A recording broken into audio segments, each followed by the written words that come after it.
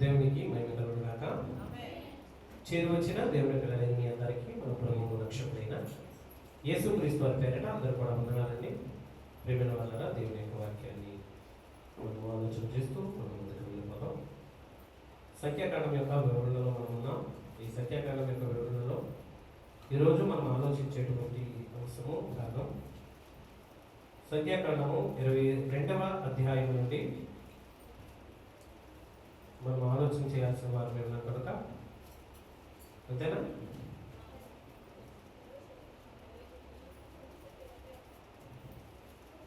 ఈరోజు మనము 22 చెప్పాను ఆల్రెడీ, మీకు విరామం వచ్చినటువంటి అంశం ఉంటుందని చెప్పాను. ఓకే, 22వ అధ్యాయము ఇంపార్టెంట్ అయినటువంటి వివరణ దీనిలో మనకు ఉంటుంది.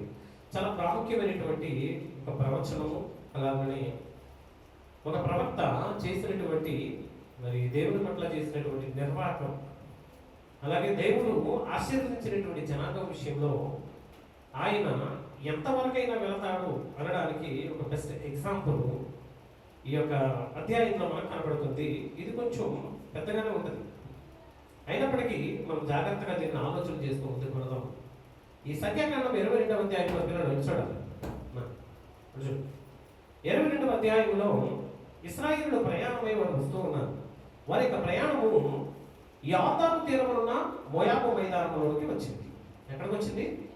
యోర్దాను మైదానం. ఇంతకీ యోర్దాను అనేది ఎక్కడుంది అంటే కనాను దేశానికి వారు ఎంటర్ అవ్వడానికి అదొక బార్డర్.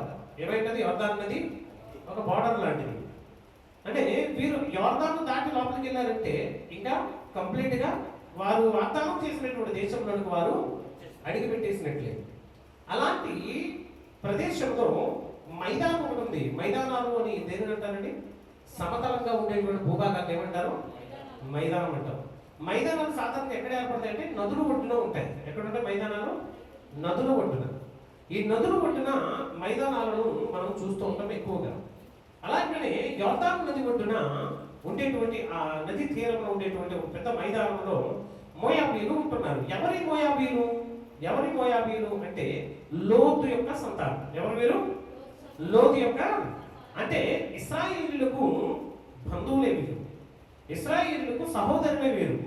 లోతు కుమార్తె ద్వారా పుట్టినటువంటి వారిలో మరి మోయాబీలు అనబడినటువంటి ఒక జనాంగము.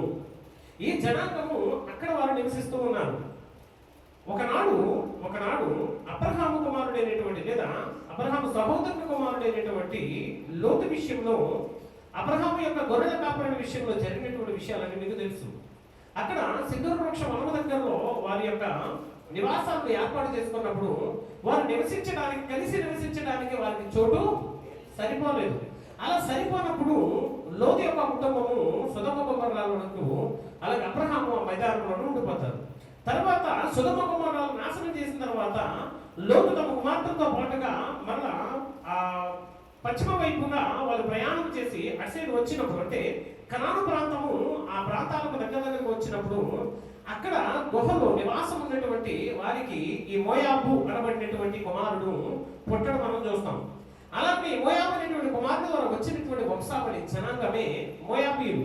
ఈ మోయాబీలు ఎవరైతే ఉన్నారో ప్రిపేర్ వాళ్ళారా, వీరందరూ కూడా మరి లోతు యొక్క సంతానమే. అంటే వీరు కూడా ఆ ప్రాంతాల్లోనే పరిసర ప్రాంతాల్లో నివసించారు. ఇశ్రాయేలు ఎన్నడూ కూడా మోయాబీలకు కీడు చేయలేదు, చేయకూడదు. కారణం ఏంటంటే దేవుడే చెప్పాడు వారితో, మీరు మీకు సహోదరులు అవుతారు, మీరు ఎన్నడూ కూడా మీరు ఏం చేయొద్దు, విరోధం చేయొద్దు, లేదా వారితో యుద్ధం చేయొద్దు, వారి విషయంలో వారికి ఏ కీడు చేయకండి. అందుకే వారు ప్రయాణమై వెళ్ళేటప్పుడు నార్మల్ గానే వస్తున్న దారిలో ఎలాగైతే రాజ్యాలు ఎదుర్కొన్నప్పుడు రాజులకు వర్తమానం పంపి మాకు దారి ఇవ్వండి అని ఎలాగైతే అడిగేవారు, అలాగనే ఈ మోయాబు మైదానానికి వచ్చినప్పుడు ఆ మైదానంలో ఉండేటువంటి ప్రజలకు రాజు ఎవరు? మోయాబు రాజు అయినటువంటి మరి బాలాకు. ఎవరతను? బాలాకు. ఈ బాలాకు అనబడినటువంటి ఆయన సిప్పోరు అనబడినటువంటి ఆయన కుమారుడు. ఎవరి కుమారుడు? సిప్పోరు కుమారుడు అయినటువంటి బాలాకు. ఈ బాలాకు మైదాన ప్రాంతంలో ఉన్నటువంటి ప్రజలకు రాజై ఉన్నాడు. ఇప్పుడు ఇశ్రాయేలీయులందరూ కూడా విస్తారముగా వారు నడిచి మోయాబు మైదానానికి వచ్చినప్పుడు మోయాబు రాజు వారిని చూచి, అయ్యో ఎంత పెద్ద జనాంగము, ఎంత ఎక్కువైనటువంటి జనాంగము, ఈ జనాంగము మనల్ని మిడతలు నాకి వేయినట్లుగా వాళ్ళు ఏం చేస్తారు అంటే, ఈ జనాలను చూసి వాళ్ళు ఏమైపోయారండి, వాళ్ళు భయపడిపోయారు. అంటే వాళ్ళు జస్ట్ ఎలా అంటే చాలు మనం ఏమైపోతాం, మొత్తం మాయమైపోతాం, కనబడం మనం. అంత భయంకరముగా ఈ జనాంగము ఉన్నది అని ఇశ్రాయేలుకు వారు భయపడి, ప్రియమైన వాళ్ళరా, వీరు చేసినటువంటిది ఏంటంటే, ఎలాగైనా సరే ఇశ్రాయేలును మనం ఏం చేయలేము, జయించలేము. కారణం ఏంటంటే, ఇశ్రాయేలు పక్షంలో యుద్ధం చేస్తున్న వారు ఎవరు, దేవుడు. కాబట్టి ఆ దేవుని యొక్క ప్రవక్తలు ఎవరైనా ఉంటే వారిని శపిస్తే, ఆశీర్వదింపబడినటువంటి జనాంగాన్ని ఏం చేయాలి, మనము శపిస్తే ఖచ్చితంగా వారు మన చేతులు ఏమైపోతారు. మంచి ఆలోచన ఇది. నిజంగానే ఒక వ్యక్తి ఆశీర్వదింపబడిన వాడిని జయించడము ఆశామాసి మాత్రం కాదు. కానీ బాలాకు బాగా ఆలోచించాడు. ఆశీర్వదింపబడిన వాడు శపించబడితే ఏం చేయబడతాడు, ఓడిపోతాడు. దేవునికి స్తోత్రం కలుగును గాక. అలా ఓడించడానికి అతడు ప్రయత్నం చేసినప్పుడు అది అంటాడు కదా, పోయి బిలామును తీసుకొని రండి. ఎవరు తీసుకొని రండి? బిలాము ఎవరు అంటే, బిలాము ప్రవక్త. ఎవరతను? బిలాము ఎవరు? ప్రవక్త. అతను కూడా మోయాబీలు కావచ్చు. కారణం ఏంటంటే, మోయాబీలు దేవుడు కూడా ఎవరు? యెహోవా. దేవునికి స్తోత్రం కలుగును గాక. మోయాబీలు దేవుడు ఎవరు? ఎందుకు యెహోవా అంటే, లోతు దేవుడు ఎవరు? లోతు దేవుడు ఎవరు? మరి అబ్రహాము దేవుడు ఎవరు? అబ్రహాముతో వెంబడించినటువంటి లోతు యొక్క దేవుడు కూడా యెహోవాయే. ఎందుకంటే లోతును కూడా దేవుడు అబ్రహాముతో పాటుగా ఏం చేశాడు, కలిసి ఆశీర్వదించాడు. అబ్రహాము ఎంతైతే ఆశీర్వదింపబడ్డాడో, అబ్రహామును వెంబడించినటువంటి లోతు కూడా అంతే ఆశీర్వదింపబడ్డాడు. కాబట్టి మోయాబీలు యొక్క దేవుడు కూడా ఎవరండి? అయితే రాను కాలక్రమేణా వీళ్ళు ఏం చేశారంటే, విగ్రహ ఆరాధన వైపు ఏం చేశారండి, వెళ్ళిపోయారండి. విగ్రహాలను ఆరాధించడం పరిపాలైపోయింది వారికి. అలాంటి పరిస్థితుల్లో మోయాబు అనేది దేవునికి ఇష్టమైనటువంటి జనాంగంగా లేకపోయింది. అయినా సరే వారిని ఇప్పుడు కూడా ఏం చేయలేదండి, ఏం చేయలేదు. వారి జనాంగంలో ఉన్నటువంటి బెయేరు కుమారుడైనటువంటి బిలాము అనబడినటువంటి ప్రవక్త, అంటే వీరి జనాంగం, ఇతను ఇశ్రాయేలుడని మాత్రము చెప్పలేము. ఎందుకంటే ఇశ్రాయేలీయుడు అనడానికి ఆనవాళ్ళు కూడా ఏమీ కూడా లేవు. కానీ మరి యెహోవా ఇతనికి ఎలా తెలుసు అంటే, లోతు సంతానం అనేటువంటి మోయాబీల యొక్క పితరుల దేవుడు, పూర్వీకుల దేవుడు ఎవరు? యెహోవా. కాబట్టి ఆ జనాంగంలో ఉన్నటువంటి ప్రవక్తని మనం చెప్పొచ్చు. అంటే ఒక మాటలో చెప్పాలంటే, అన్యజనుల్లో నుండి వచ్చినటువంటి దేవుని ప్రవక్త. అర్థమవుతుందా? ఎవరైనా అన్యజనుల్లో నుంచి వచ్చినటువంటి దేవుని ప్రవక్త. ఇతడు ఇశ్రాయేలీయుడు మాత్రము కాదు. ఇశ్రాయేలీయుడు అనడానికి ఆధారాలు లేవు, ఆనవాళ్ళు కూడా లేవు. మనకు ఇక్కడ అంతకు మించిన వివరణ కూడా ఉండదు. బెయేరు కుమారుడైనటువంటి బిలాముని పిలుచుటకు అతని జనుల దేశమందలి నది యందునున్న ఆ పెదోరుకు దూతల చేత ఈ వర్తమానం పంపెను. చిత్తగించుము, ఒక జనాంగం ఐగుప్తు దేశంలో నుంచి వచ్చారు. ఆ జనాంగము మా భూతలంలో కప్పి ఏమన్నా ఎదుట వారు ఏం చేశారు అంటే, వారు వచ్చినటువంటి స్థలం, వారు ఎక్కడికి వెళ్తే అక్కడ మొత్తం ఆ భూభాగం అంతా మనుషులతో ఏమైపోతుంది, నిండిపోతుంది. అసలు ఎక్కడ ఇసుక వేయడానికి కూడా గ్యాప్, అంత జనాంగం వచ్చి మా భూభాగాన్ని కప్పేశారు. కాబట్టి నీవు వచ్చి మా నిమిత్తము ఈ జనుడిని ఏం చేయి, నువ్వు శపిస్తే శపించబడతారు, నువ్వు దీపిస్తే ఏం చేయబడతారు అంటే, బిలాము అనబడినటువంటి ప్రవక్తకు దేవుడు ఇచ్చినటువంటి గొప్ప శక్తి అని చెప్పండి. ఆయన శపించి వారు ఏం చేయబడతారు, శపించబడతారు. ఆయన దీవించేవారు అంటే ఏమాత్రం చిన్నదేం కాదు. ఇది ఈ ఆశీర్వాదం చిన్నది కాదు. దీన్ని మిస్యూజ్ చేసుకోకూడదు. ఎలా అంటాడంటే బిలాము ఎలాంటాడంటే, తనకిచ్చినటువంటి ఆశీర్వాదమును మిస్యూజ్ చేసుకున్నటువంటి వ్యక్తిగా మనం బిలామును చూస్తాం. దేవుడు అప్పుడప్పుడు మనుషులకి కొన్ని మంచి అవకాశాలు ఇస్తాడు. కానీ అవకాశాన్ని ఏం చేయమంటే మనము సరిగ్గా వినియోగించుకోవడం. ఏం చేయమండి, తెలివితేటలు చాలా ఉంటాయి. కానీ ఆ తెలివితేటలు దేనికోసం వాడతాం, పక్కవాడి కీడు కోసం వాడతాం. దేనికోసం వాడతామండి, పక్కవాడికి కీడు కలిగించడానికి వాడతాం. ఆ తెలివితేటలను పక్కవాడికి హాని చేయడానికి వాడతాం. దేవుడు ఇచ్చినటువంటి ఆశీర్వాదాలను చూడండి, ఆ లక్షణాన్ని లేదా తనకున్నటువంటి ఆ యొక్క క్రియను అతను దుర్వినియోగం చేసుకోవడానికి సిద్ధమవుతూ ఉన్నాడు.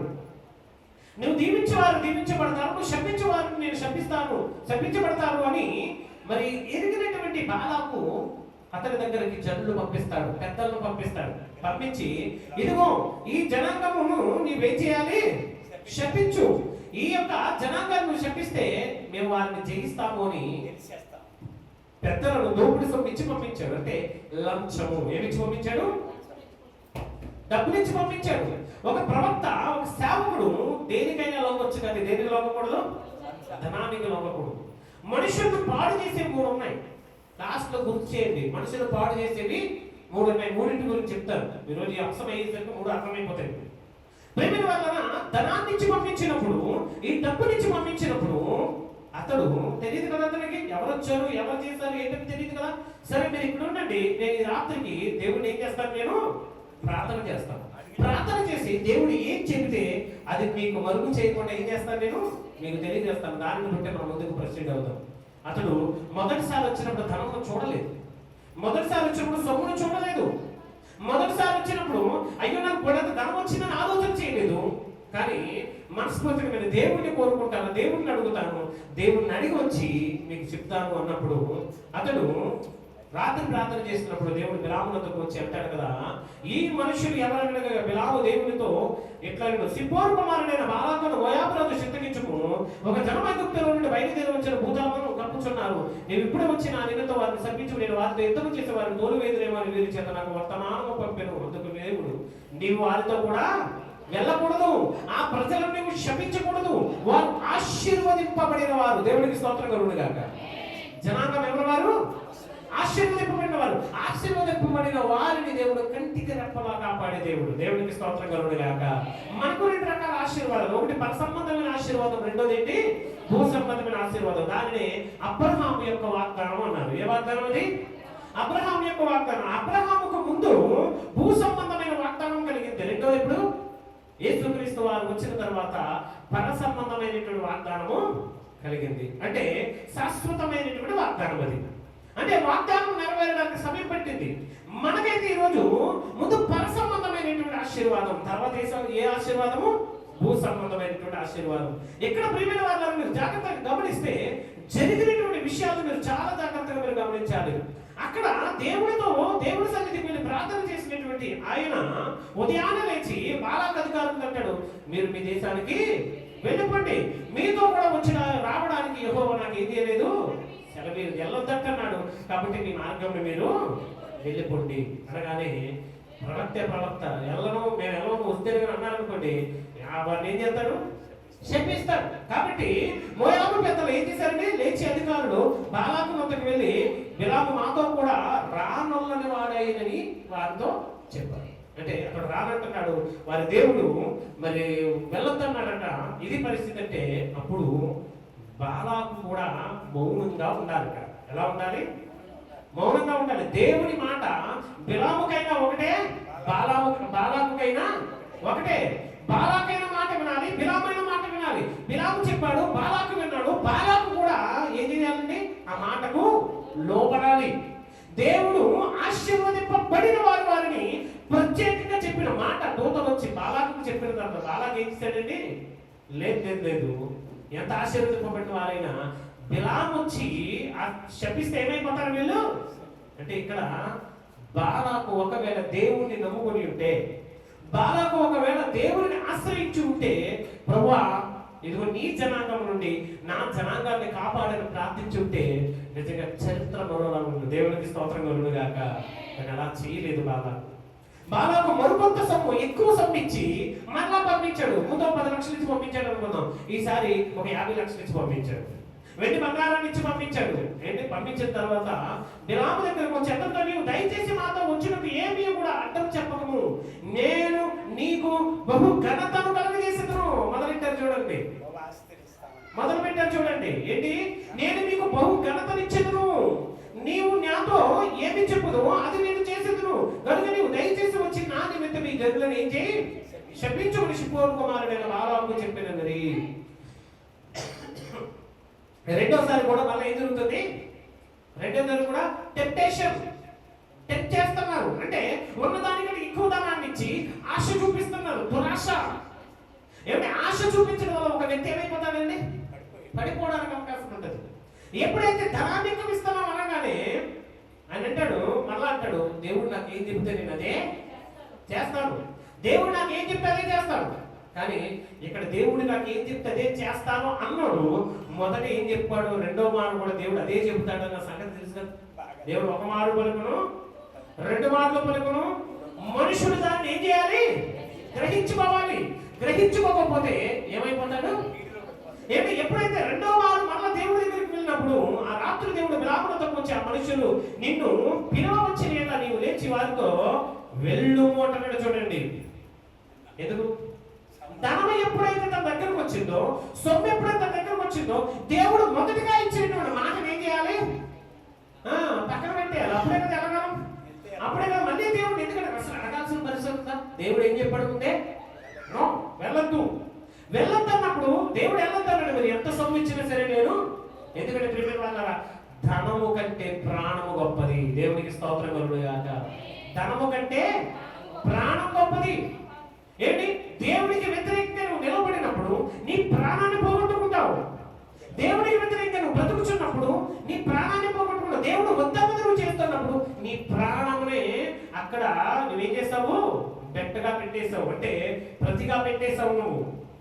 కాబట్టి ప్రియమైన వాళ్ళరా, ఇక్కడ బిలామును దేవుడు అంటున్నాడు, సరే సరే నీ మనసు ఏంటో నాకు అర్థమైంది, నువ్వు ఘనత కోసం చూస్తున్నావు, నువ్వు ఏం చేస్తే, నువ్వు ఏది అడిగితే అది చేస్తానని రాజు అన్నాడు కదా, నీకు దురాశ వచ్చింది అని దేవుడు మనసులో అనుకోని, సరే వెళ్ళు, కానీ నేను ఏం చెబుతానో నువ్వు అక్కడ అదే చెయ్యి. దేవుడికి ఇష్టం లేదు, కానీ ఇతగాడు ఏం చేస్తున్నాడు, పదే పదే దేవుడికి రెండు ప్లానింగ్స్ ఉంటాయి. ఒకటి ప్లాన్ ఏ, రెండోది ప్లాన్ బి. ఏముంటది? ఒకటి ప్లాన్ ఏ, రెండోది ఏంటి, ప్లాన్ బి. ఏ విధంగా చేతనని కూడా ఇశ్రాయేలు మాత్రం శపించబడకూడదు. ఇది ఒరిజినల్ గా తన యొక్క ఆలోచన. ప్లాన్ ఏ ప్రకారము బిలాము వెళ్ళకపోతే ప్లాన్ ఏ ఏమైపోయినా సక్సెస్ అయిపోయింది. ఇప్పుడు బిలాము వెళ్ళడానికి నిశ్చయించుకున్నాడు. ఇప్పుడు దేవుడు ప్లాన్ బిని అమలు చేస్తున్నాడు. ఏం చేస్తున్నాడు? Plan B. ఏంటి ప్లాన్ బి? సరే నువ్వు వెళ్ళు, కానీ వారిని మాత్రం ఏం చేయకూడదు, శపించకూడదు. నేను ఏం చెబుతాను నువ్వు అదే, నేను ఏం మాట్లాడతాను నువ్వు అదే వెళ్ళు అనగానే ఉదయాన బిలాము లేచేసాడు అడవుడుగా. ఏముందండి, అంత డబ్బు ధనము, ఆ ధనం మీద తెచ్చి ఇంట్లో పెట్టండి, ఇంట్లో పెట్టి తీసుకొని మనోడు గాడిద గంట కట్టి బయలుదేరాడండి. ఉదయాన్నే బిలాము లేచి తన గాడిద గంట కట్టి మోయాబు అధికారులను కూడా వెళ్ళను. అతడు వెళ్ళుచుండగా రాయబడి, చూడండి అక్కడ, అతడు వెళ్ళుచుండగా దేవుని కోపం అతని మీద ఎందుకు రగులుకుంది? దేవుడే కదా వెళ్ళమన్నాడు, దేవుడే కదా వెళ్ళమన్నాడు, మళ్ళీ ఎందుకు రగులుకుంది? దేవుడు ఒక్కసారి చెప్పినప్పుడు నీకు ఏమవ్వాలి, అర్థం అవ్వాలి, నువ్వు అర్థం చేసుకోవాలి. రెండోసారి ఏంటి, దేవుడు ఇవ్వను అన్నాడు అనుకోండి, మనం ఏం చేయకూడదు, మళ్ళా అడగకూడదు. దేవుడు వద్దు అన్నాడు అనుకోండి, దాన్ని చేయకూడదు మనం. కానీ ఒక్కొక్క మనిషి ఉంటారు చూడండి, అడిగితే దేవుడు ఇస్తాడు కదా, అడిగితే దేవుడు ఇస్తాడు కదా, ఇస్తాడు, కానీ అది నీకు ఆశీర్వాదకరంగా ఉండదు. దేవుడు పోలంత ఇస్తాడు, కానీ దాన్ని నువ్వు తినలేవు, అది నీకు ఆశీర్వాదం కాదు, అది నీకు దీవెన కాదు. ప్రేమైన వాళ్ళరా, దేవుడు సెలవిచ్చిన మాటే తీర్మానమే స్థిరం, ఇంకేమి స్థిరం కాదు. ఇక్కడ మరలా అతను ప్రయాణంలో వెళ్ళొచ్చి ఉండగా దేవుడి కోపం అతను రగులుకొని యెహోవా దూత అతనికి విరోధి అయ్యి త్రోవలో నిలిచిన. ఇక్కడ జరిగిన సన్నివేశాన్ని మీరు చూడండి. ప్రపంచంలో కానీ విని ఎన్నడూ జరగనటువంటి గొప్ప అద్భుతం ఇక్కడ జరిగిందండి. దేవుడికి స్తోత్రం కలుగుగా. అతను గాడిద మీద వెళుతూ ఉన్నప్పుడు ఆ గాడిదకు ఎదురుగా దేవుని యొక్క దూత కత్తి దూసి నిలబడింది. దేవుడికి స్తోత్రం కలుగుగా. దేవుని యొక్క దూత కత్తి దూసి నిలబడ్డాడు. ఎందుకు కత్తి దూసంటే వరలోంచి కత్తి తీసి రెడీ పట్టుకొని నిలబడ్డాడు. అంటే కత్తి పట్టుకొని నిలబడినప్పుడు ప్రియమైన వాళ్ళరా, ఆ ఖడ్గము పట్టుకున్నటువంటి ఆ దూతను ఎవరు చూస్తున్నారు? మొదట ఎవరు కనబడాలి? అసలు ప్రవక్త కనబడాలి. ఎవరు కనబడాలి? ఎందుకంటే ప్రవక్త దేవుడితో మాట్లాడేవాడు, ప్రవక్త దేవుడిని చూచేవాడు. కానీ ప్రవక్త కళ్ళకు ధనము అనేటువంటి ముసుగు వలన ఆలోచన తప్ప, ఎంత ధనం ఇంట్లో ఉంది, ఇప్పుడు ఎత్తే నాకు రాజు ఏమిస్తాడు, ఇప్పుడు ఎత్తే నాకు రాజు ఏమిస్తాడు అని అదే తలపుతో వెళ్తున్నాడు. అందుకనే ఎదురుగా ఉన్న ప్రమాదం కూడా అతనికి ఏమవ్వలేదు. అర్థం చూడండి, డ్రైవింగ్ చేసేటప్పుడు ఆడవరకు ఏదేదో ఆలోచిస్తూ డ్రైవింగ్ చేస్తూ ఉంటుంది. సడన్ చిక్కులు ఎంత సెకండ్లో ఆ యాక్సిడెంట్ అవడానికి ఎంత టైం పడుతుందండి? అదే నువ్వు కాన్సన్ట్రేషన్ డ్రైవింగ్ మీద పెట్టి, నీ స్టీరింగ్ మీద పెట్టి, నీ బ్రేక్స్ క్లచ్ మీద పెట్టి జాగ్రత్తగా రోడ్డు మీద పెట్టేలా ఉన్నాడు. ఎంత బాగుండదు. మనోడు అలా ఉన్నాడు, బ్యాగ్ తీసుకెళ్తాడు. రెండోది జంతువులకున్న మంచి లక్షణం ఏంటంటే, పొరపాటుని ఎడ్ల బండి ఎప్పుడైనా యాక్సిడెంట్ అయిందండి? జీవితంలో ఎప్పుడైనా ఎడ్ల బండి యాక్సిడెంట్ అవ్వడం చూసారా? గుర్రం బండి యాక్సిడెంట్ అవ్వడం చూసారా? అదే యాక్సిడెంట్ చేయదండో. ఎందుకంటే దానికి తెలుసు మార్గము అడ్డొక్కలు ఉన్నా సరే తప్పించుకొని నడుచుకుంటే వెళ్ళిపో. దేవునికి స్తోత్రం కలుగును గాక. గాడిద నా గాడిదే కాబట్టి దీనికి అన్నీ తెలుసు అని ఏంటి రాజమార్గం ఉంది. ఆ రోడ్డు మీద వెళుతున్నప్పుడు ఒక చిన్న ఇరుకు మార్గం దగ్గరకు వచ్చేసరికి ప్రేమైన వాళ్ళరా దేవుడు దూత ఖడ్గము చూసి నిలబడితే గాడిద చూసి ఆగిపోయింది. ఎదురుగా ఎవరున్నారు? ఎత్తే ఎవరి తలకాయ ఎగిరిపోద్ది? గాడిద కాదు, టైరునుడు ఎగిరిపోద్ది. కనబడిన దానికి దేనికైతే దేవుడు కనబడ్డాడో దాని మనోనేత్రాలు తెరవబడ్డాయి. కాబట్టి ఎట్టి పరిస్థితుల్లో తప్పు చేయలేదు. మీకు అర్థమైన పాయింట్ ఇక్కడ. దేవుడు కనబడ్డాడు దానికి. దేవుడు దూతను కల్లారా చూడగలిగింది. అది ఆ గాడిద కల్లారా చూసి ఆగిపోయింది. అయ్యో నా ఎదుట ఎవరున్నారు? దేవుడి యొక్క దూత ఖడ్గం చూస్తుంది. ఇంతే నా యజమానుని యొక్క తలకాయ ఏమైపోద్ది? ఎగిరిపోద్ది అని ఆగిపోయింది. అందుకే ఒక మంచి మాట రాబడి ఉంటుందండి. అంటే ఎద్దు తన కామంతుని ఎరుగుడు, గాడిద తన సొంత వానిదుండు. అంటే వాళ్ళ సొంతం ఎవరో తెలుసు. యజమానుడి కొరకు జంతువులు కూడా ఏం చేస్తాయండి? పని చేస్తాయి. యజమానుడి కొరకు యానిమల్స్ పని చేస్తాయి. అందుకే మనం కుక్క పిల్లలు పెంచుకున్నాం అనుకోండి, అది ఎంత ప్రేమగా ఉంటుందండి. ఏదో ఒక కుక్క పిల్లలు పెంచుకుంటే అది మనతో పాటుగా ఎంత ప్రేమ చూపిస్తుందండి. మనం మన కోసం ఎదురు చూస్తుంది. మనం వచ్చే టైంకి అలా చూస్తుంది. మనం రాగానే దగ్గరకు వచ్చేసి కాళ్ళని నాకేసి వేళ్ళని నాకేసి మీదడిపోయి వెక్కేసి గీసేసి ఎందుకు ప్రేమ చూపిస్తుంది. అది ఒక జంతువు తన యజమానుడి పట్ల కృతజ్ఞతతో ఉంటుంది. మనుషులు కూడా కృతజ్ఞత. బిలామును ప్రవక్తగా చేసింది ఎవరండి? దేవుడి మీద కృతజ్ఞత ఉందా? లేదు. కానీ తనకు వాహనంగా చేసుకున్నటువంటి తన యజమానుడి మీద గాడిద కృతజ్ఞత చూపించి అలా నిలబడిపోయింది. అంటే బండి ఆగిపోతే సడన్ గా ఏం చేస్తాడంటే డ్రైవరు అప్పుడే ఇలా నడుపుతూ ఎప్పుడో జస్ట్ చిన్న కొడుకు వచ్చి ఆ డివైడర్ దగ్గర కలపడికి ఎలా నడపొచ్చింది. ఏమైంది అంటే బండి ఎందుకు ఇక్కడ ఉంది? అప్పుడప్పుడు యాక్సిడెంట్లు కూడా మెలకు రాకపోతే యాక్సిడెంట్ అయ్యి కింద ఉంటాము, మెలకు వస్తే తప్పించుకొని రోడ్డు మీద ఉంటాం. మనోడికి ఎందుకు బండి ఆగిపోయింది?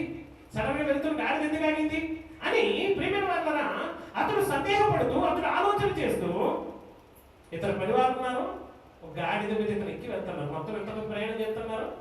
ముగ్గురు. వెనక వచ్చేవాళ్ళు రాజు సమూహం ఎవరైతే పెద్దలు వచ్చారో వాళ్ళు కూడా వస్తున్నారు. లేదా మీరు ఎలాంటి వస్తారని పంపించి ఉండొచ్చు.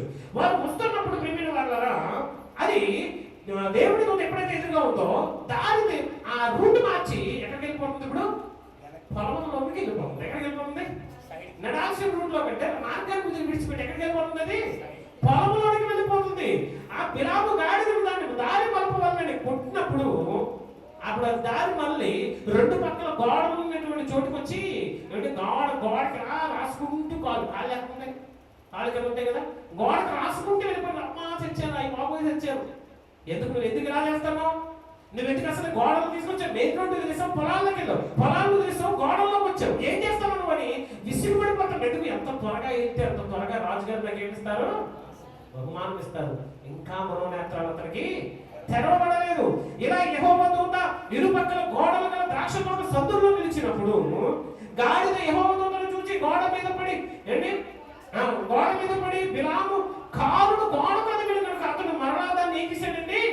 ముందు ఒకసారి పొలాలకు వెళ్ళిపోయినప్పుడు కొట్టాడు, మరలా గోడకి ఇలా కుదించినప్పుడు ఏం చేస్తాడంటే అప్పుడప్పుడు పైకి ఎక్కినప్పుడు అంటే ఏదైనా సందుల్లోని ఇరుకులు ఏం చేస్తున్నాం అంటాం, సరిగ్గా నడిపంటాం అంటావా? అంటే ఇప్పుడు బైక్ కాబట్టి బైక్ నడిపోవడం ఉంటాడు కాబట్టి వాడు చక్కగా తీసుకుంటాడు. గాడిద ఏం చెప్తున్నాడు? గాడిద ఏం చెప్తుంది? గాడిద ఏం చెప్తాడు? ఎందుకు ఎలా చెప్తున్నామని గాడితో మాట్లాడుతున్నాడు. మాట్లాడాల్సిన వాడు దేవుడితో మాట్లాడేవాడు చివరికి ఎక్కడికి వచ్చేసాడంటే పరిస్థితి ఎక్కడ జరిగిపోయింది? గాడితో మాట్లాడే పరిస్థితి వచ్చేసింది. ఏమిటి దేవుడు గొప్పడా గాడిద గొప్పదా? దేవునితో మాట్లాడి దేవుని మాటను ప్రజలకు తెలియజేసే ప్రవక్త ధనముతో ఘనత కొరకు ధనము కొరకు ఈరోజు గాడిదతో మాట్లాడే పరిస్థితి వచ్చింది. ఇంకా విచిత్రాలు ఉన్నాయి ఇందులో. ఎప్పుడైతే రెండో మారు కూడా అతను కొట్టినప్పుడు యెహోవా దూత ముందుకు వెళ్ళొచ్చు కుడికైన ఎడమకైన తిరుగుడు దారి మీద ఇరుకు చోట్ల నిలవగా గాడిద యెహోవా దూతను చూసి బిలాముతో కూడా కింద మూలబడిపోయిందండి. ఇంకా లాభం లేదు. ఎట్టేదినా సరే ముందున్నటువంటి దూత వెళ్ళేలా లేదని ఏమైపోయింది? అప్పుడప్పుడు చూడండి లాగలేని ఎంత ఏమైపోతుందండి? కింద కూర్చొనిపోతుంది. అప్పుడు అర్థమైపోవాలి దీనికి బరువు అయిపోయింది. బరువు తీసి కొద్దిసేపు దీనికి అలసట తెచ్చి మళ్ళీ ఏం చేయాలి? ఇప్పుడు అనుకున్నాను మనోడు అనుకో ఉండాలి. ఇంటికి ఎలా కూర్చొని పోయి ఏమైనా నీరసం చేసిందా? ఇంజిన్ ఏమైనా పాడైపోయిందా? ఏమంటే ఏమైనా పెట్రోల్ ఏమైనా అయిపోయిందా? అది కూడా బైక్ అయితే యాక్సిడెంట్ లాగా అప్పుడప్పుడు చూడండి గోతులున్నా గొంతుకులున్నా లేదా హాప్స్ ఉన్న డబిక్ దాటించేస్తాం బండిని తీసుకెళ్ళి. అంటే ఏదంటే ప్రమాదం ఉందని తెలిసినా దాటించేస్తాం. ఎందుకంటే కంగారుది, త్వరగా వెళ్ళిపోవాలి. మనోడు కంగారు కూడా అలాగే ఉంది, కానీ ప్రాణాన్ని కాపాడడానికి కింద కూర్చొనిపోతుంది ఇది. అప్పుడు ప్రియమైన వాళ్ళరా అక్కడ చూడండి, అప్పుడు యెహోవా గాడిదకు వాక్కునిచ్చిన కనుక అది నీవు నన్ను ముమ్మారు, అంటే రాజమార్గం వెళ్ళినప్పుడు ఒకసారి, పొలంలోకి వెళ్ళినప్పుడు ఒకసారి, ద్రాక్షలోని సందులోకి వచ్చినప్పుడు మరొకసారి వెళ్ళినప్పుడు ఈ ముమ్మారు నీవు నన్ను ఎలా కొట్టితివి, నేను నిన్నేమి చేసితిని. బిలాము అంటే ఓ చిన్న కోపం కాదు, నా చేతిలో కత్తుంటే నేను చంపేద్దును అంటున్నాను. దేన్ని? గాడిద నా చేతిలో కత్తుంటే నేను ఏం చేద్దును? ఎందుకు చెప్పేస్తావు? ఎలా వెళ్తావు? నడిచేస్తావు, పెట్టి పోవచ్చుగా, నడిచి ఎదురుగా ఉన్న పేరు తీసి పడేసాను నేను, అంతే కదండి. నడిచి వెళ్ళిపోవచ్చు, గాడిద తీసి కత్తుతో చంపేసి వెళ్ళిపోవడం ఎందుకు? నా చేతిలో కత్తుంటే చూడండి, ఆలోచన ఎక్కడ ఉంది? నువ్వు త్వరగా ఎత్తినే కదా నాకు ఆ సంచి వస్తుంది, నువ్వు త్వరగా ఎత్తినే కదా డబ్బు నాకు వస్తుంది, నా చేతిలో కత్తు నేను చంపేసి కొత్త గాడిదని కొనుక్కుంటున్నాను, అంతే కదా ఆలోచన. నేను చంపేసి నేను ఈ క్షణం చంపేస్తున్నాను. నీ చేతిలో కత్తి కాదురా నాయన, ఆయన చేతిలో ఏముంది? కత్తి పట్టుకుని దారిలో నిలబడ్డాడు, అందుకని కింద కూలిపోయింది. తర్వాత చూడండి, బిలాము నీవు నా మీద తిరగబడితివి, నా చేత ఖడ్గమున్న ఎడల నిన్ను చంపించున్నాడు గాడిద అన్నప్పుడు, అందుకు గాడిద. ఎవరు గాడిద? బిలాము గాడిద. ఎవరు గాడిద? గాడిదకి మాట వచ్చిందన్న సంగతి కూడా ఈ గాడిద గాడికి అర్థం కాదు, అందుకు గాడిదట. గాడిద మాట్లాడడం ఎవరు? చిలక మాట్లాడడం చూసాం, గోరింకలు మాట్లాడడం చూసాం, మైనలు మాట్లాడడం చూసాం. మాట్లాడడం చూసాం కదా, విన్నారు? ఎప్పుడు చూసారు? ప్రత్యక్షంగా చూసాం. ఏంటి చూడకపోయిన సినిమాల్లో అయినా సరే ఏం చేసుకుంటారు, కొన్ని రియాలిటీలు ఉన్నాయి, నిజంగా ఉన్నాయి, అబద్ధాలు అయితే కాదు. ఒక కాకి కూడా రీసెంట్గా ఒక వీడియో వచ్చింది, కాకి కూడా ఏం చేస్తుంది? మాట్లాడుతుంది. కాకి చిన్నప్పటి నుంచి ఆ కాకి మాటలు నేర్పించారు, అది కూడా మాట్లాడుతుంది ఆ కాకి భాషలో, మామూలు మనుషులకు అర్థమయ్యే భాషలోనే. నేను కొన్ని పక్షులు ఉంటాయి, వాళ్ళు నేర్పిస్తారు, వాళ్ళు దేవుడికి స్తోత్రం అని అండి, అలా కొన్ని విషయాలు నేర్పిస్తూ ఉంటారు. తను వచ్చే వాళ్ళకి వెల్కమ్ చెప్పడం అని, ఎవరైనా వచ్చినప్పుడు యజమాని వచ్చినప్పుడు అదిగో వస్తున్నాడు ఏదో మొత్తం చిన్న మాటలు పిల్లల్ని కాపాడడానికి, పిల్లల యొక్క వారి చుట్టూ వారిని గమనించడానికి ఇలా చిలుకలు ఏం చేస్తుంటాయి కొన్ని పక్షులు. కానీ ఏనాడు ఏ చరిత్రలో కూడా, ఏ రికార్డుల్లో కూడా గాడిద మాట్లాడినట్లుగా మనము చూడడం. అసలే గాడిద నాలుగు ఎంత ఉంటుంది ఏంటి, అసలే మొద్దు నాలుగది, గరికితేనే గాడిదది. అంటే అలాంటి గాడిద యొక్క పరిస్థితి చూడండి. అందుకు గాడిద చూడండి, ఒక గాడిద మరొక అడ్డగాడితో మాట్లాడుతుంది. ఏమని? అందుకు గాడిద నేను నీ దానమైతే మొదలుకొని నేటి వరకు నువ్వు ఎక్కుతూ పోవచ్చు వచ్చినటువంటి నీ బైక్నే కదా, నీ గాడిదనే కదా, నీ కారునే కదా. అప్పట్లో గాడిదలు ఉంటే ధనవంతుడే. ఏంటి? యోగుకి ఏమున్నాయి? గాడిదలు. ఏంటి? కీసు కుమారుడైనటువంటి సౌలుకి ఏమున్నాయి? గాడిదలు. సౌలు ధనవంతుడట. ఏముంటే అన్ని గాడిదలే. గాడిదలు ఉంటే ధనవంతురావు. ఓ షోరూమ్ ఉంటే, బైక్ షోరూమ్ ఉంటే అంతే కదండి. ఎవరైనా గాడిద కొనుక్కుంటాడో తీసుకుని వెళ్ళిపోతాడు. ఇప్పుడు బైక్ ఎలా కొనుక్కుంటాం, ఆ రోజుల్లో ఏం కొనుక్కునేవారు? గాడిదలు కొనుక్కునేవారు. గుర్రాలు కానీ గాడిదలు కానీ. అంటే అప్పటికి ఏంటి, గుర్రాలు ఉండేవి, గాడిదలు కూడా ఉండేవి. అంటే చూడండి, నేను నీ దారుణైతే మొదలుకొని, అంటే నువ్వు నన్ను కొనుక్కున్న దగ్గర నుంచి, నాకు బరువు మోసేటువంటి వయసు వచ్చిన దగ్గర నుంచి నేటి వరకు నువ్వు ఎక్కుచూ వచ్చిన నీ గాడిదను కానా, నేను ఎప్పుడైనా నీకు ఎట్లా చేశానా అని బిలాముతో అనగా, అతను మళ్ళీ ఏమంటాడు? ఇది మాత్రం కరెక్ట్ ఆన్సర్ ఇచ్చాడండి. నేను ఎప్పుడైనా ఇలాగే చేశానా అంటే అది ఎలా మాట్లాడితే చెప్పండి. ఎంత పొడుగు నాలుగేసుకుని అండి గాడిద మాట్లాడి, అసలు కామన్ సెన్స్ ఉందండి. ఈ ప్రవర్తక అసలు కామన్ సెన్స్ పనిచేస్తుందా? నేను నీ దాని మొదలు నేను ఇలా చేశానా అంటే లేదంటాడు. అరే నేను ఎవరితో మాట్లాడుతున్నాను? పనవుతా అయితే కాదు కదా, గాడితో డిస్కషన్ చేస్తున్నాడు. అరే గాడితో మాట్లాడే కనీసం కామన్ సెన్స్ కూడా వాడికి పనిచేయట్లేదు అక్కడ. ఇక్కడ జరిగిన విషయాన్ని చూడండి. యెహోవా అంతలో యెహోవా బిలాము కన్నులు తెరచిన కనుక ఏంటి గాడిద మాట్లాడుతుంటే తెరచెను అని అనగానే మేబీ అప్పుడే మనకి అర్థమైంది గాడిద మాట్లాడుతుంది ఏంటండి. కన్నులు ఎప్పుడు తెరవబడతాయి? ఎప్పుడు జరిగిన విచిత్రాన్ని నువ్వు గ్రహించినప్పుడే నీ మనోనేత్రాలు వెంటనే అతను కన్నులు తెరవబడ్డాయంటే గాడిద మాట్లాడుతుంది. సంథింగ్ ఏదో ఫిషింగ్ ఇక్కడ ఏదో జరగబోతుంది అని ఏవో కన్నులు తెలిసినప్పుడు వెంటనే దూసిన ఖడ్గము చేత పట్టుకొని ఉన్న దేవుని దూతను అతడు త్రావులో నిలిచిన యెహోవా దూతను చూచి తల వంచి సాష్టాంగ నమస్కారం చేయగా. సాష్టాంగ నమస్కారం అంటే ఇలా నిలువుగా పడిపోయి దూచిన ఖడ్గము చేత దూతను రావడం చూశాడు, కత్తెట్టుకో రావడం ఫస్ట్ టైం చూశాడు. అందుకే ఎందుకు వచ్చిన బాధ, సాష్టాంగ పడిపోదాం ఏం చేశాడండి, సాష్టాంగ నమస్కారంగా ఆందోళన పడిపోయాడు. యెహోవా దూత, ముమ్మారు నీవు నీ గాడిదను ఎలా కొట్టితివి? నా ఎదుట నీ నడత విపరీతమైనది కనుక నేను నీకు విరోధిని బయలుదేరి వచ్చిందని ఆ గాడిద నన్ను చూచి. ఇప్పుడు చూడండి, ఎవరు ప్రవక్త? గాడిదే ప్రవక్త. దేవుడు మాట మాట్లాడింది ఎవరప్పుడు? ప్రవక్త ఏమైనాడు? అప్పుడు గాడిదైపోయాడు. ఏంటి కానీ గాడిద అయిపోయింది, ఇప్పుడు ప్రవక్త అయిపోయింది. నువ్వు ఈ ముమ్మారు పుట్టావు చూసావా, ఆ గాడిదే నిన్ను తప్పించకపోతే నా కత్తితో నీ తలకాయ ఏం చేద్దును? గాడిద పెట్టి వెళ్ళిపోద్ది. నాకేం పోతే పోయేళ్ళు అనుకున్నాడు అనుకోండి, గాడిద బాగా ఉంటుంది. కానీ ప్రవక్త ఏమైపోతాడు? చచ్చిపోతాడు. గమనించండి ప్రేమైన వాళ్ళరా, ఆ గాడిద నన్ను చూచి ఈ ముమ్మారు నా ఎదుటి నుండి తొలగను, అది నా ఎదుటి నుండి తొలగని ఎలా నిశ్చయంగా నేను ఇప్పుడే నిన్ను చంపి దాని ప్రాణంలో రక్షించి ఉంటుందని అతనితో చెప్పి, నేను గాడిదని చెప్పను.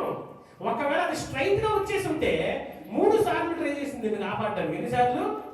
3 సార్లు ట్రై చేసింది. అట్లీస్ట్ నువ్వు ఒక్కసారి కూడా నువ్వు ఏం చేయలేదు, నా మాటను వినలేదు. కానీ గాడిద ముమ్మారు నిన్ను కాపాడడానికి 3 సార్లు కొట్టినా దాని నొప్పిని భరించింది తప్ప యజమానుడికి మాత్రం అతను ఏం చేయలేదండి, అది హాని చేయలేదండి. ఎంతమంది మీ యజమానులకు మేలు చేసే విధంగా ఉన్నారు? గాడిని చూసి నేర్చుకోవాలి మనం. మీ మీద నాయకులైన వారికి లేదా మీ యజమానులకి మీరు పని చేయించున్న చోట, మీరు ఉద్యోగం చేయించున్న చోట, మీరు వ్యాపారం చేయించున్నటువంటి లేదా ఎవరి ద్వారా అయితే మీరు బ్రతుకుతున్నారు, నేను దేవుడి గురించి నేను చెప్పట్లేదు ఇక్కడ, లోక సంబంధంగా నాయకులైన వారు లేదా మీకు యజమానులైన వారు, వారికి ఏం చేయమన్నది వాక్యము? లోపడదు. వారి గురించి చెడుగా ఏం చేయకూడదన్నది. వాడు అన్యాయం చేసిన సరే వారి గురించి మీరు చెడుగా మాట్లాడకండి. న్యాయాన్ని అడగండి. నా యజమానుడు నాకు అన్యాయం చేస్తాను, ఇదిగో నా యొక్క ఓనర్ గారు మీరు నాకు అన్యాయం చేస్తాను మీరు అడగండి, అంతే తప్ప చెడుగా మాత్రము మీ యొక్క యజమానుడి గురించి మీరు ఏం చేసుకోకూడదు. మీ యజమానుడికి మేలు చేసిన ఎలా దేవుడు మీకు మేలు చేయను. దేవుడికి స్తోత్రం కలుగునే గాక. ఆ గాడిద తొలగిపోకుంటే ఈరోజు నిన్ను చంపేసి దాని ప్రాణాన్ని ఏం చేస్తాను, నేను రక్షించుందు. అప్పుడు బిలాము తప్పింది, అయ్యా నేనేం చేశాను. మీరేం చేస్తున్నారు? మీరు బ్రాహ్మణేసి మాట్లాడుతున్నారా? బిలాము గాడిద ఆడాలని బాగుంటుంది. ఏంటి ఆ ఖైదీలు చీట్లేదు, మీరు ఎందుకు వాక్యం వినట్లేదు? గుడ్లు మీకు చెప్తాను, చప్పట్లు కొట్టరు, మరి నేను చెప్పను, వాక్యం వినరు, తలకాయ నా వైపు చూడండి. మీరు చదివేసి పెద్ద బైబిల్కి కళ్ళు కింద పెట్టారు, గుడ్లు మీతారు. చూడండి, నోరు మాత్రం ఎందుకు గజాలు ఎందుకు ఆడతాం? మీకు అసలు హోమాలు ఎందుకున్నారు? మీరు ప్రార్థనలో కూడా ఊది పెరిగి కానీ చెప్తారు. ఈసారి చెప్తా చదవద్దని కూడా చర్చి పంపించి భయం లేదు, అస్సలు భయం లేదు. ఆ గజాలు ఎప్పుడు ఆడమే, మెషిన్ నవ్వడం ఏదో ఒకటి. దొంగ ఎప్పుడు తీసుకొచ్చి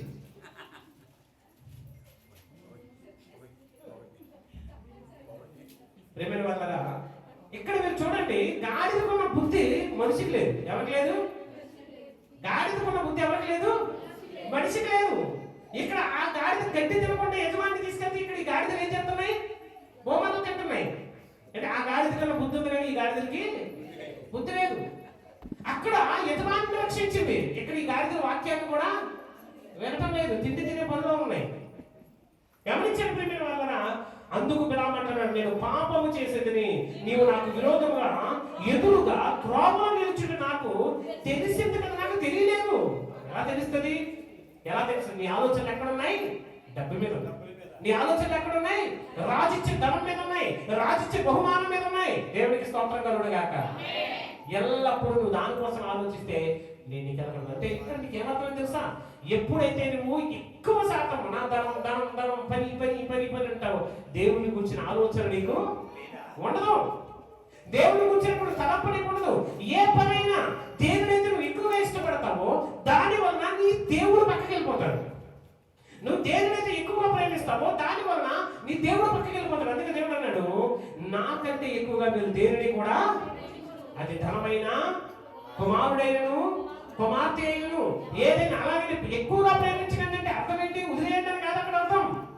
హలో వదిలేయంటే కాదు అర్థం అక్కడ. అంటే ఫస్ట్ ప్రయారిటీ ఎవరికి ఉండాలి? నేను వెళుతున్నాను, నా దేవుడు చెప్పాడు, మొదటి రోజు వద్దన్నాడు, రెండో రోజు ఏమో వెళ్ళమన్నాడు. అసలు ఈ రెండింటికి కారణం ఏంటని ఎప్పుడైనా ఆలోచించాను? అంటే దారిని వెళ్తున్నప్పుడు ఎన్ని ఆలోచించాను? ఇప్పుడు మేము అలా మీటింగ్స్కి వెళ్ళి ఒకటి దాంతో కొన్ని ఆలోచిస్తాము, ఏం చెప్పాలి, అక్కడ జనాలు ఎలా ఉంటారు, వాళ్ళకి ఏం అవసరం అని ఇవన్నీ ఆలోచించుకుని ఏ విధంగా ఎలా స్టార్ట్ చేయాలి, ఎలా ప్రారంభించాలి, కొన్ని ఆలోచనలు వస్తూ ఉంటాయి. అంటే మార్గాన్ని ఏం చేసుకుంటామండి, అలా యూటిలైజ్ చేసుకుంటాం, సమయాన్ని అలా యూటిలైజ్ చేసుకుంటాం. ఏదో ఒక విషయాన్ని ఆలోచన చేయడానికి కానీ ధ్యానం చేయడానికి కానీ యూజ్ చేసుకుంటాం. ఈ ఇతడు వెళ్ళేటప్పుడు వెళ్ళేది విమానం కాదు కదా, ఒక గంటలో దిగేస్తాం, ఎందుకులే పోవాలని అంతే కదా. విమానం కాదు కదండి, గాడి. ఎన్ని రోజులు నడిచింది అది. అయినా ఆ దేశము ఆ రాజుగారి దగ్గరికి వెళ్ళేసరికి ఎన్ని దినాల ప్రయాణం చేస్తున్నది. గమనించండి ప్రియమైన వాళ్ళారా, వెళుతున్నప్పుడు ఎక్కడ కూడా దేవుని గురించిన ఆలోచన అతనికి లేదు. నువ్వు ప్రయాణంలో వెళుతున్నావు, అందుకే వాక్యం దేవుడు తీసుకుంటాను అంటాడు, నీవు త్రోవన నడిచినప్పుడు, పండుకున్నప్పుడు, లేచినప్పుడు, నిలవబడినప్పుడు, ఏ సమయంలో అయినా సరే నీ దేవుడు నువ్వు ఏం చేయాలి? జ్ఞాపకం తెచ్చుకోవాలి. జ్ఞాపకం తెచ్చుకుంటే ఆ కత్తి చేత పట్టుకున్నటువంటి దేవదూత ముందుగానే బిలాముకి ఏమైనా కనబడి కనబడలేదు. తర్వాత అంటే చూడండి, నాకు కనబడలేదు కాబట్టి ఈ పని నీ దృష్టికి చెడ్డదే, నేను వెనక్కి వెళ్ళిపోతాను ప్రభు, నన్ను క్షమించు, దయచేసి నన్ను క్షమించి వెనక్కి వెళ్ళిపోతాను నేను. ఇప్పుడు చూడండి, మార్గం అయితే వచ్చిందండి, కానీ అలాంటి మనసు మాత్రం దేవుడికి అవసరం. మాట వినాలి. నువ్వు సామాన్యమైనటువంటి నార్మల్ వ్యక్తి అయితే నేను వదిలేసినాము దేవుడు, పోన్లే దేవుని యొక్క న్యాయ విధులు తెలియదు కాబట్టి వాడు అలా చేశాడని వదిలేసి. కానీ ఇతడు ఎవరు అంటే ప్రవక్త ఏమన్నాడు? బిలాము మంచి ప్రవక్త అండి, దేవుడి కోసం నిలబడిన మంచి ప్రవక్త. అలాంటి ప్రవక్త తప్పు చేసినప్పుడు దేవుడికి ఏంటి విడిచిపెట్టాలి లేదు.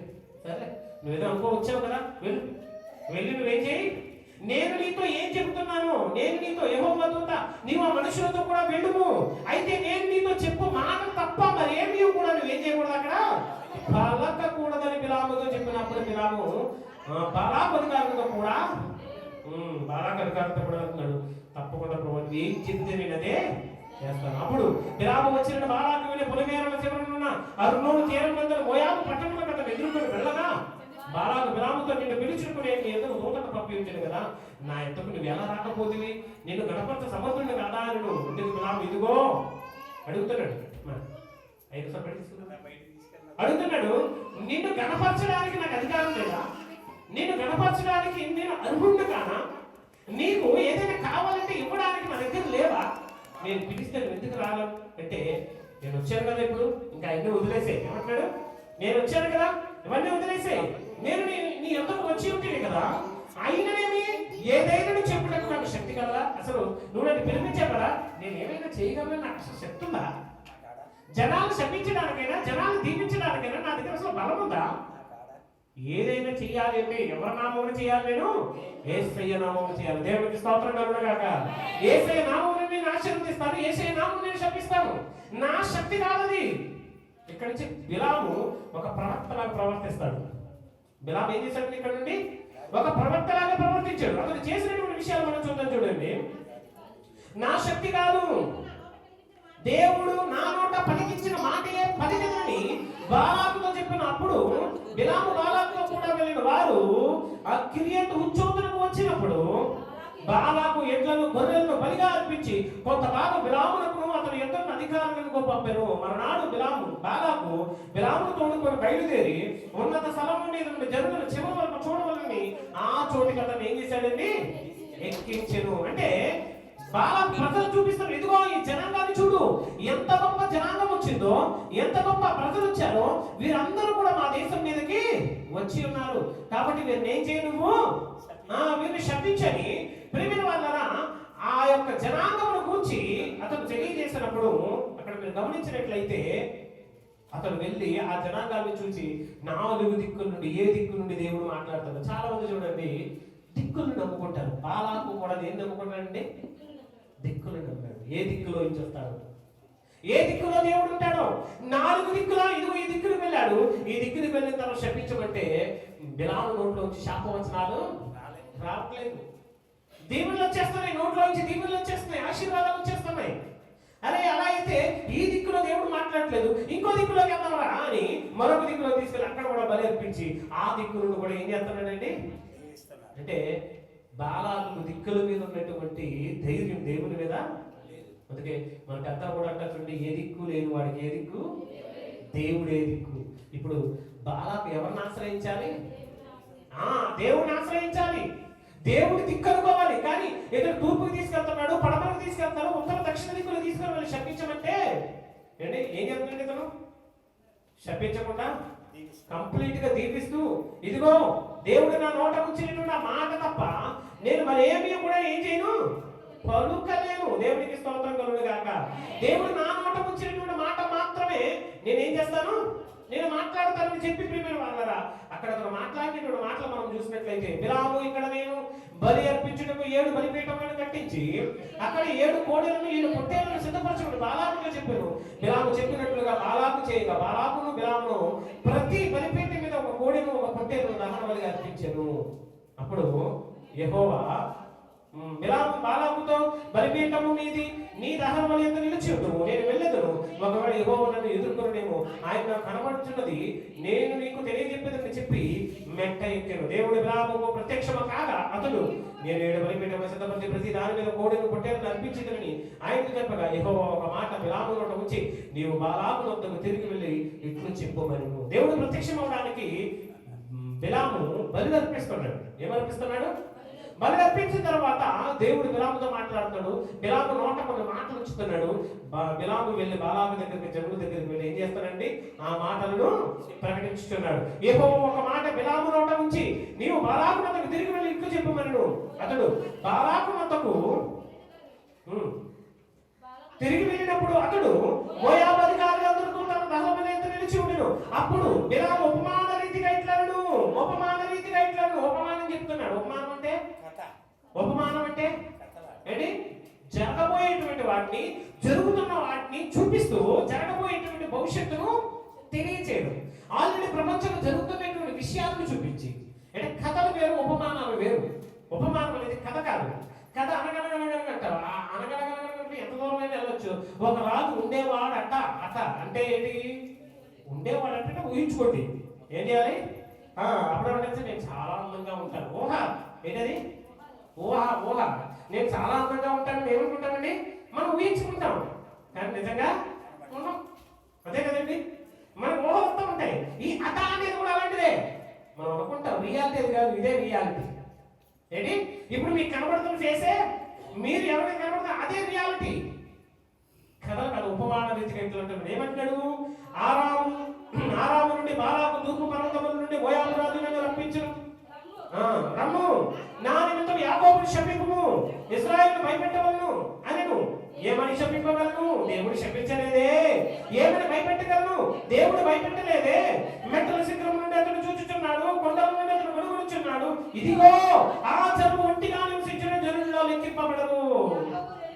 యాకోబు రేణువులు ఎవరు లెక్కించరు? ఇశ్రాయేలు నాగోపాలను ఎవరు లెక్క పెట్టగలరు? దేవునికి స్తోత్రం కలుగును గాక. ఏమి లెక్క పెట్టలేరట?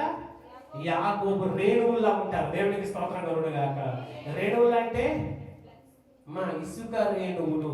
అబ్రహాము దేవుడు వాగ్దానం చేశారు కదండి, ఎవరి? ఇదిగో నీ సంతానము ఈ సముద్రపు ఇసుక రేణువుల వలె, ఆకాశ నక్షత్రముల వలె నేను చేసేదను. మెట్టల శిఖరము నుండి అతను చూచుచున్నాడు, కొండల నుండి అతను వెలుగుచున్నాడు. ఇదిగో జనము మట్టిగా నివసించిన జనులు లెక్కింపబడరు. యాకోబు రేణువులను ఎవరు లెక్కించెదరు? ఇశ్రాయేలు నాగోపాలను ఎవరు లెక్కించెదరు? నీతిమంతుల మరణం ఉంటే మరణం నాకు లభించును గాక, నా అంత్యదశ వారి అంతం పొందిదగును గాక. మొత్తం బొమ్మ అర్థమైపోతుంది ఎవరికి? బిలాముకి. వాళ్ళని దీవించి, ప్రభువా నేను దీవించేసాను, నన్ను చంపేసే ప్రభువా. ఎలా చంపాలి? నీతిమంతుల మరణం వంటి మరణం ఎందుకు రావాలి చెప్పండి? నీతిమంతుడే కదా. నిన్నటి వరకు ఎలా ఉన్నాడు ఇతను? నీతిమంతుడుగా ఉన్నాడు, ప్రవక్తగా ఉన్నాడు. ఈ రోజు దేవుడికి వ్యతిరేకంగా వచ్చాడన్న సంగతి ఎప్పుడైతే అర్థమైందో, ఇప్పుడు ప్రభు నా చావు ఎంత భయంకరంగా ఉంటుందో నాకు అర్థమైంది. కానీ నా చావు ఎలా రావాలి చెప్పాలి? నా చావు ఎలా రావాలి? నీతిమంతుల మరణం. ఎందుకు నీతిమంతుల మరణం దేవుడి దృష్టికి విలువైనది. నాకు మాత్రం విలువైన చావు నువ్వు ప్రభువా. నువ్వు చెప్పిందే చెప్తాను, నువ్వేం మాట్లాడమంటే అదే మాట్లాడతాను. నువ్వు నోట నుంచి, నా నోట నుంచి ప్రతి మాట నీ మాటే ఉంటది. ఇదిగో దేవుడు శపించలేదే, ఇదిగో దేవుడు దీపిస్తూ ఉన్నప్పుడు నేను ఇస్రాయేలును శపించడానికి నాకు అధికారం లేదు, నాకు ఆ శక్తి లేదు. ప్లీజ్ ప్రభా, నీతిమంతుల మరణము వంటి మరణము నాకు లభించునుగాక. తర్వాత నీవేమి చేసేదివి? నా శత్రువును శపించడానికి నువ్వు రప్పిస్తే నువ్వు వారిని పూర్తిగా ఏం చేశావు? దీవించావు. అందుకని యెహోవా నా నోట ఉంచిన దానిని నేను శ్రద్ధగా పలకవద్దా? బాలాకు నేను ముందే చెప్పాను, నాలో ఏమీ లేదు, నా శక్తి కాదు, దేవుడు నా నోట ఉంచినటువంటి మాటే నేను నువ్వు తీసుకొచ్చావు, నేను రానని చెప్పాను ముందే. ఇప్పుడు తీసుకొచ్చావు కదా, ఏం చెప్తే దేవుడు అదే నేను ఓరకనే డబ్బిచ్చావని నేను ఇప్పుడు ఏం చేయను. ఆల్రెడీ అతను మునిగిపోయాడు, బయటకు వద్దామనుకున్నా ఇప్పుడు రాలేకపోతున్నాడు. కానీ ఖచ్చితంగా ఏం చేయాలండి? చేస్తే రాల్సిందే. అందుకని యెహోవా నా నోట ఉంచిన దాన్ని శ్రద్ధగా పలకవద్దని ఉత్తరం ఇచ్చిన. అప్పుడు బాలాకు నాతో కూడా రమ్ము, చోటుకి రమ్ము, అక్కడ నుండి వారిని చూడవచ్చును, వారి చివరి మాత్రమే కనబడను కానీ వారందరూ నీకు కనబడరు, అక్కడ నుండి నాలుగుతో శపించవల్లని అతనితో చెప్పి ఏం జరిగిందండి? మళ్ళీ ఇంకో దిక్కు తీసుకెళ్ళాడు. అంటే జనాలందరూ ఉంటారు కదండి, ఈ జనాలందరూ ఎవరో ఒకరు ఏం చేస్తారు, ఏదో ఒక గ్యాంగ్ శపించబడినా దేవుడికి ఇష్టంగా ఉండేటువంటి గ్యాంగ్ ఉంటారు, అక్కడి నుంచి శాపం అనేది మొదలు పెడదాం. చాలా తెలివైనడు బాలా. అలాంటి ఆలోచన బిలాము కూడా లేదు. ఏ మూల నుంచి ఒకవేళ వీళ్ళు అందరూ కనపడరు, కొందరే కనపడతారు, అక్కడి నుంచి వాళ్ళని చెప్పించు, వీళ్ళని చెప్పించు అని అన్నప్పుడు ప్రియమైన వాళ్ళరా, పిస్కా కూడా నున్నటువంటి కావుల వారు పొలం వరకు అతన్ని తోలుకొని పోయి 7 బలిపీఠములను కట్టించి అక్కడ కూడా సేమ్ దహన బలి అర్పించినప్పుడు యెహోవాను ఎదుర్కొన్న బాలాకుతో చెప్పగా యెహోవా బిలామును ఎదుర్కొని ఒక మాట అతని నోట ఉంచి, నువ్వు బాలాకు వద్దకు వెళ్ళి ఇట్లు చెప్పమని. అతను బాలాకు వద్దకు వెళ్ళినప్పుడు అతడు తన దహన బలి యొద్ద నిలిచిండు, మోయాబాధికారులు అతని యొద్ద నిలిచిండు. బాలాకు యెహోవా ఏమి చెప్పినని అడగగా బిలాము వాళ్ళ ఉపమాన రీతిగా ఇట్లా, బాలాకు లేచి వినుము, సింహం కుమారుడా చెవియొగ్గి మాట ఆలకించుము, దేవుడు అబద్ధమాడుడైన మానవుడు కాడు, పశ్చాత్తాపపడుడు అయిన నరపుత్రుడు. మరి ఇవన్నీ చాలా సార్లు చదువుకుంటాము కదా. నీతిమంతుల మరణం అంటే మరణం నాకు వచ్చుడుగాక. ఎవరిది డైలాగు? బిలాముది. దేవుడు అబద్ధమాడుడైన నరుడు కాడు, పశ్చాత్తాపడ్డాడు మానవుడు కాదు. ఎవరిది? ఇది బిలాముదే. మంచి మంచి మాటలు పలికాడు బైబిల్ గ్రంథంలో. అంత మాత్రమే కాదు, రాబోతున్నటువంటి యేసుక్రీస్తు వారిని గురించి కూడా అద్భుతమైన ప్రవచనాలు చెప్పినటువంటి వ్యక్తి ఎవరు? బిలాము. నిజంగా బిలాము చెప్పిన ఒకే ఒక్క మాట, దేవుడు ఒక్కడే యేసుక్రీస్తు వారే అని నన్ను బలపరిచి, దేవుడికి స్తోత్రం కలుగుగాక. నమ్ముతారా మీరు? ఒకే ఒక్క వచనం, యేసుక్రీస్తు వారే యెహోవా ఉన్నాడని నన్ను బలపరిచినటువంటి ఒకే ఒక్క వాక్యము ఈ బిలాము ప్రవక్త చెప్పిన వాక్యమే. దేవుడికి స్తోత్రం కలుగుగాక. ఇక్కడ చూడండి, ఇదిగో 20 వచనం, ఇదిగో దీవించుమని నాకు సెలవు ఆయను, ఆయన దీవించను. ఏమన్నాడు?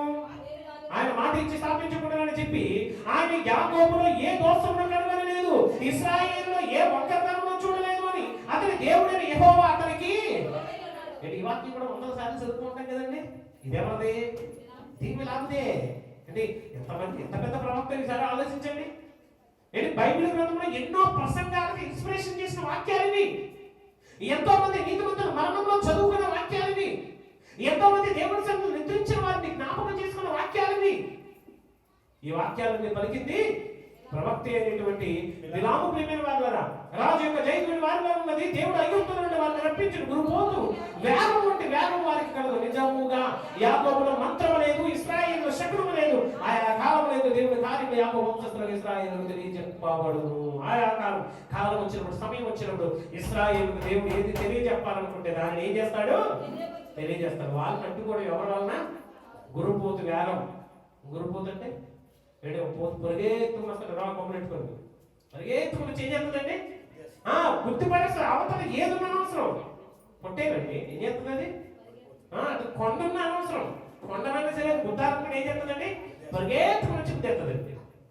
నిజంగా అలాంటి వేగం ఎవరికి? ఇశ్రాయేలుకు ఉంది. ఇశ్రాయేలులో మంత్రం లేదు. నీలా మంత్రాలు చదివించిన వాళ్ళు, నీలా శపించిన శాపవచనాలు చూడరు. ఈ మూలకెళ్ళు, ఆ మూలకెళ్ళు, ఈ మూలకెళ్ళని 4 దిక్కులు తిప్పుతున్నావే. కానీ యాకోబులో అలాంటిది లేదు. ఇదిగో ఆ జనం ఆడసింహము వలె లేచును, అది సింహం వలె నిక్కి నిలుచును, అది వేటను తిని చంపబడిన వారి రక్తము త్రాగు వరకు. అంటే ఒక సింహం అనుకున్న లక్షణాన్ని చెప్తున్నాడు. ఏ సింహం ఇది? ఏ సింహము? ఆడసింహం. ఆడసింహం అంటే ఏ సింహాలు వేటాడితే తెలిసి ఆడసింహాలే వేటాడతాయి. మగ సింహాలు పిల్లల దగ్గర కాపలా ఉంటాయి. మన సింహాలు ఏ సింహాలు వేటాడతాయి? మగ సింహాలు వేటాడాలి, ఆడసింహాలు ఏం చేస్తారండి? ఆ వచ్చిన నరసింహాల మీద ఏం చేస్తారండి? వేటాడతారు. దేవునికి స్తోత్రం కదండి, యుద్ధం చేస్తారు. కానీ ఒక జంతువులు యానిమల్స్ అనేటువంటి లక్షణం. సింహం అడవికి రాజు, అడవికి రాజు అయినా అమ్మగారి దగ్గర పాపము అడవినంతా శాసిస్తాడు. కానీ వేట చేసి వచ్చిన అమ్మగారి దగ్గరికి వచ్చే ఏముంటాడండి? సైలెంట్. నేను ఇక్కడ చెప్తున్నటువంటి సింహం యొక్క లక్షణం ఏంటి? అదిగో ఆడ సింహం వల్ల లేచును. ఆడసింహం కోపం ఎక్కువ. ఏంటి? వేట కోసం నెక్కి నెక్కి చూసి వేటాడి మరీ కొడతాది. ఎక్కువ శాతం ఆడసింహాలు వేటాడతాయండి. తర్వాత వేటను తిని చెప్పబడిన వాళ్ళ రక్తం త్రాగబడ్డది పండకూడదు. అంతేగా బాలాకు నువ్వు ఏమాత్రం వారిని శపించవద్దు, దీవించదు. నీకు నమస్కారం బాబు, వాళ్ళని శపించుకో, నువ్వు దీవించుకో. ఎందుకు? నేను శపించమని తీసుకుంటే ఇంకా దీవించేస్తున్నావు వాళ్ళని. ఎందుకు వచ్చిన వాళ్ళు ఉన్న దీవులు సాలుగా నువ్వు మాత్రం వాళ్ళు దయచేసి ఏమీ కూడా చెయ్యకు. బిలాము యెహోవా చెప్పిన దాన్ని నేను చేయమని నేను ముందే నీతో చెప్పాను కదా. బాలాకు ఉత్తరం మీద బాలాకు దయచేసి రా, ఇంకో దిక్కు. ఇప్పుడు ఏ దిక్కు? ఇంకా మనకు దిక్కు కనబట్ట మళ్ళీ ఇంకో దిక్కు తీసుకెళ్తున్నాను. ఇంకో దిక్కు రా, నేను తీసుకొని పోతాను. అక్కడ నుండి నా నిమిత్తము శపించిన దేవుడి దృష్టికి అనుకూలమేమో. అంటే దిక్కులు మారితే బుద్ధి నేను చూడండి. ఇటు పక్క తలుపుకుండకూడదు, ఇక్కడ తలుపుకుంటాను, ఇక్కడ ఉండకూడదు, అక్కడ ఉండాలి. ఇల్లు గుల్ల చేసుకొని నేను అప్పులు పాలైపోయిన మహానుభావులు చాలా మంది ఉన్నారు. ఏంటి? దిక్కులట. బాత్రూమ్ ఎక్కడ ఉండకూడదు, వాటర్ ఎక్కడ ఉండకూడదు, అది ఇక్కడ ఉండకూడదు. నేను అన్యుల గురించి, హైందవ సహోదరుల గురించి చెప్పట్లా, మన దిక్కుమాల గురించి చెప్తున్నా. ఎవరు? మన క్రైస్తవుల గురించే. ఏంటి? మనలో కూడా ఇలాంటి వాళ్ళు ఉన్నారు. ఈ దిక్కుకి ఎంత దేవుడు చూస్తాడా, ఆ దిక్కుకి ఎంత దేవుడు చూస్తాడు. నాయన ఈ దిక్కులన్నిటికీ పెద్ద దిక్కు దేవుడు. దేవుడికి స్తోత్రం కలుగును గాక. నీకు అనుకోవాలి. అంటే మా ఇంటికి వచ్చిన చాలా మంది ఇదే ఒక్కరగా ఉంది, ఈ కళ్ళు ఒక్కరికి ఉన్నాయి. నాకు బాత్రూమ్ పక్కన ఒక్కడే పెట్టుకున్నాను, నా ఇష్టం అది. అంతే కదా. ఇంట్లో కొంచెం కొల తీసుకుని టేప్ ఏమన్నా నేను టేప్ తెచ్చి కొత్త తీసుకుంటావా? ఇల్లు ఒప్పుగా ఉంటే ఇల్లు రాసి చెప్తాను. నేను నీకు కంటికి చూడటానికి అలా ఉంటుంది కానీ నా ఇల్లు మాత్రం ఒక్కరా నాకు అనుకూలంగా పెట్టుకున్నాను, నాకు నచ్చింది, నేను హాయిగా ఉన్నాను. నువ్వేమో చెప్పాలి. అంతే కదా. ఇల్లు కట్టుకుంటే ఏం చేయాలండి? మనకు నచ్చినట్లు కట్టుకోవాలి. అంతేగాని శాస్త్రం ఉంది, అది ఉంది, ఇది ఉంది ఏంటి మేము పడేయమన్నా పాడు చేయమని చూద్దాం. అంటే ఎవరో పరిగెట్టుకు పాడు చేయమని చూద్దాం. అది దేవుడు పాడు చేయలేదు, మనిషి ఎవరు పాడు చేస్తాడు. అర్థమవుతుంది మీకు? ఇది ఇక్కడే ఉండాలి, అది అక్కడ ఉండకూడదు, ఇది ఇటువైపు ఉండాలి, అది ఎటువైపు ఉండాలి. నీరు బరువు ఇటే ఉండాలి. నేను ఆపోజిట్ పెట్టాను. అర్థమైంది? నేను ఎక్కడ పెట్టాను? ఆపోజిట్ లో పెట్టాను. నా ఇష్టం, నేను అక్కడ పెట్టుకుంటాను. ఏదైనా మన ఇష్టం. దేవునికి స్తోత్రం కలుగును. మన ఇష్టం, మనకు అనుకూలంగా. బాలాకు ఏమనుకుంటున్నాడు? ఈ దిక్కులోంచి వస్తే దేవుడు శపిస్తాడేమో, ఈ దిక్కులోంచి వస్తే దేవుడికి సపోర్ట్ చేస్తాడేమో. ఏ దిక్కులోంచి వచ్చిన దేవుడే దిక్కు అనుకోడికి మాత్రం ఇంకే దిక్కుతో పని లేదు. భూమి సూర్యుడు రా తిరుగుతుందండి, రా తిరుగుతుంది. అంటే తూర్పును సూర్యుడు ఉదయిస్తున్నాడు. ఇది తూర్పు దిక్కు అంటున్నాడు. అంతే కదండి, తూర్పు దిక్కు అంటున్నాం. అసలు శూన్యంలో తిరుగుతున్నటువంటి దానికి ఇది తూర్పు అనడానికి సూర్యుడే లేకపోతే ఏ దిక్కు మీ తూర్పు దిక్కు చెప్పండి. శూన్యంలో తిరుగుతున్న భూమికి ఏ దిక్కు లేకపోతే సూర్యుడు ఉన్నటువంటి దిక్కు తూర్పు దిక్కు అనడానికి సూర్యుడు ఉన్నాడు కాబట్టి. ఇప్పుడు సూర్యుడే లేడనుకోండి, నీకు ఏ దిక్కు ఏ వైపు ఉన్నట్టు ఎలా చెప్తాను? అంటే సూర్యుడే కదా. అంటే సూర్యుడు వైపు నిలబడి రెండు చేతులు చెప్తే ఎదురుగా ఉన్న తూర్పు, వెనక పడమర, కుడి చేతి వైపు దక్షిణం, ఎడమ చేతి వైపు ఉత్తరం. ఇది మనం చదువుకుంది, మర్చిపోకుండా ఉంటామని ఇలా నిలవబెట్టి మాస్టర్ ఏం చేశాడు? మరే తూర్పు తిరగండి, రైట్ సైడ్ ఉంటే దక్షిణం, ఎడమ పక్క ఉంటుంది ఉత్తరం, నీ వెనకాల ఉన్నది పడమర. ఇదే నేర్పించాడు. ఇప్పుడు ఆయనే లేడనుకోండి, ఆ సూర్యుడే లేడనుకోండి, నేను ఏమంటా చెప్పండి? మనం పెట్టుకున్నాం, మనం ఒక ఆనవాలు పెట్టుకున్నాం, మనకి ఒక హద్దు తీసుకున్నాం. మనం ఈ దిక్కు ఆ దిక్కు లేదు. భూమి గుండ్రంగా తిరుగుతున్నప్పుడు భూచేపటికి ఈ దిక్కు కాస్త ఆ దిక్కు అయిపోయింది. ఇప్పుడు మనకి సాయంకాలం అక్కడికి వెళ్ళిపోతుంది సూర్యుడు. సాయంకాలం ఎక్కడ? పడమరను ఏం చేస్తాడు? అస్తమిస్తాడు. పడమరను మనకు అస్తమిస్తే అది అమెరికా ఊడికి ఏంటి చెప్పండి? అది తూర్పు దిక్కు. ఇప్పుడు మన పడమర తూర్పు. ఇప్పుడు అదే దిక్కు చెప్తున్నా, మనకు ఇప్పుడు అది పడమర తూర్పా చెప్పండి. అంటే సగం మంది అంటారు ఇది పడమర, ఇటు సైడ్ ఉన్న వాళ్ళందరూ ఏమంటారు? భూమికి ఇటు పక్కన్నారు, లేదు లేదు అది పడమర. భూమికి ఎంత పక్కన్నారు? లేదు లేదు తూర్పు. ఇప్పుడు ఒక ఆరెంజ్ రాసి అటు పక్కన్నాడు 9, ఇటు పక్కన్నాడు ఎలా ఉంటుంది? ఆ ఏది రేటు చూసేవాడు దృష్టిని పెట్టి రెండు కూడా. ఇప్పుడు నేను అంటాను 6, లేదు లేదు 9. ఇప్పుడు ఎటు పక్క నిలబడతాడు? దిక్కుల్లో ఏమీ లేదు, దిక్కుల్లో ఏమీ లేదు, నాకు దేవుడే దిక్కనుకుంటే అది ప్రియమైన వాళ్ళ నీకు కావాల్సింది. ఇక్కడ చూడండి, బిలాము ఇక్కడ కూడా ఏంటి బలిపీఠాలు కట్టించి అక్కడ కూడా కోడెలను పొట్టేలను సిద్ధపరచడం బాలాకు చెప్పగా బాలాకు చెప్పినట్లుగా ఏం చేశాడు ఇతను చేశాడు. చేసి దాన్ని సిద్ధపరిచిన తర్వాత 24వ అధ్యాయం, ఇశ్రాయేలును దీవించడం యెహోవా దృష్టికి వచ్చిందని బిలాము తెలుసుకున్నప్పుడు అతను ముడుపుల వలె శకునం చూచినట్టు వెళ్ళక అరణ్యం వైపు తన ముఖమును తిప్పుకొనెను. బిలాము కన్నులెత్తి ఇశ్రాయేలు తమ గోత్రంలో చొప్పున దిగి ఉండడం చూచినప్పుడు దేవుని ఆత్మ తన మీదకి, దేవునికి స్తోత్రం కలుగును గాక, దేవుని యొక్క ఆత్మ అతనితో వచ్చెను. అప్పుడు అక్కడ చూడండి, అతను ఉపమాన రీతిగా ఇట్లను బేయరు కుమారుడైన బిలాముకు వచ్చిన దేవోక్తి, కన్నులు తెరిచిన వానికి వచ్చిన దేవోక్తి, దేవవాక్కులను వినినటువంటి వాని వార్త. జాగ్రత్తగా వినండి, ఈ ప్రవచనం ఇశ్రాయేలును స్టాండర్డ్ చేసినటువంటి ఇంపార్టెంట్ వచనం. ఇశ్రాయేలు దేవుని గురించి, ఇశ్రాయేలు యొక్క రక్షణ గురించి తెలియజేసేటువంటి వచనం మీకు పదే చెప్తున్నాను, జాగ్రత్తగా చదవండి. ఉపమాన రీతిగా ఇట్లను ఏంటది? కన్నులు తెరిచిన వానికి వచ్చినటువంటి దేవోక్తి, దేవవాక్కులను వినిన వారి వార్త. అతడు పరవశుడే, కన్నులు తెరవబడిన వాడే సర్వశక్తుని దర్శనం పొందెను. ఎవరి దర్శనాన్ని చూస్తున్నాడు అమ్మా? ఎవరి దర్శనాన్ని చూస్తున్నాడు? దేవుడి దర్శనాన్ని చూస్తున్నాడు. యాకోబు నీ గుడారములు, ఇశ్రాయేలు నీ నివాస స్థలములు ఎంతో రమ్యమైనవి, వాగు వలె వ్యాపించినవి, నదీ తీరమందుల తోట వలె యెహోవా నాటిన అగురు చెట్ల వలె నీళ్ళ ఎత్తున్న దేవదారు వృక్షం వలె ఉన్నవి. నీళ్లు అతని మొక్కసముల నుండి కారును, అతని సంగతి బహుజనముల యొద్ద నివసించును, అతని రాజు హక్కు కంటే గొప్పవాడగును, అతడు రాజ్యం అధికమగును. ఇవన్నీ ఏంటివి? దీవెనవి. దేవుడు ఐగుప్తులో అతను రప్పించిన గురుపోతు వేగం వంటి వేగం అతని కలదు. శత్రువులను జనులను భక్షించి వారిని ఎముకలను విరుచినట్లు తన బాణముతో వారిని గుచ్చును. సింహము వలె, ఆడ సింహము వలె అతడు కురికి పడుకొను. అతడు లేపువాడెవడు? నిన్ను దీవించేవాడు దీవించబడి నిన్ను శపించేవాడు. రెండు, ఇశ్రాయేలును దీవించేవాడిని దేవుడు దీవిస్తానంటున్నాడు, ఇశ్రాయేలు శపించేవాడిని నేను.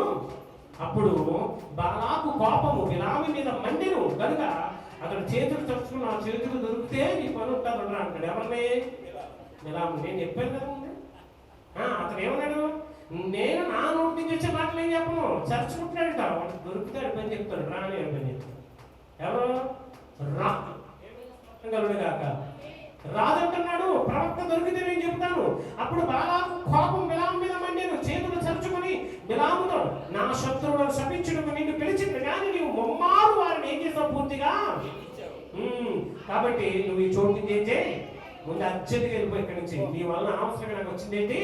నష్టమే తప్ప లాభము లేదు. నేను మిక్కిలి నేను గణపరిచేదని చెప్పింది కానీ నీవు ఘనత పొందకుండా ఆటంకపరచను నేను. అందుకే బిలాము బాలాకు తన ఇంటిని బిడ్డ బంగారం నాకు ఇచ్చిన, నా ఇష్టం చెప్పును నేనైనా కీడైన చేయటకు యెహోవా సెలవిచ్చిన మాటలు నేను నేరలేను. ఎవరు సెలవిచ్చిన మాట ఇది? దేవుడు సెలవిచ్చిన మాట. దేవుడు సెలవిచ్చిన మాటను నేను ఏం చేయలేను, నేరాలేను. ఆయన మాటను నేను మేరలేను. చింతగించము, నేను నా జనుల యొద్దకు వెళ్ళుచున్నాను. అయితే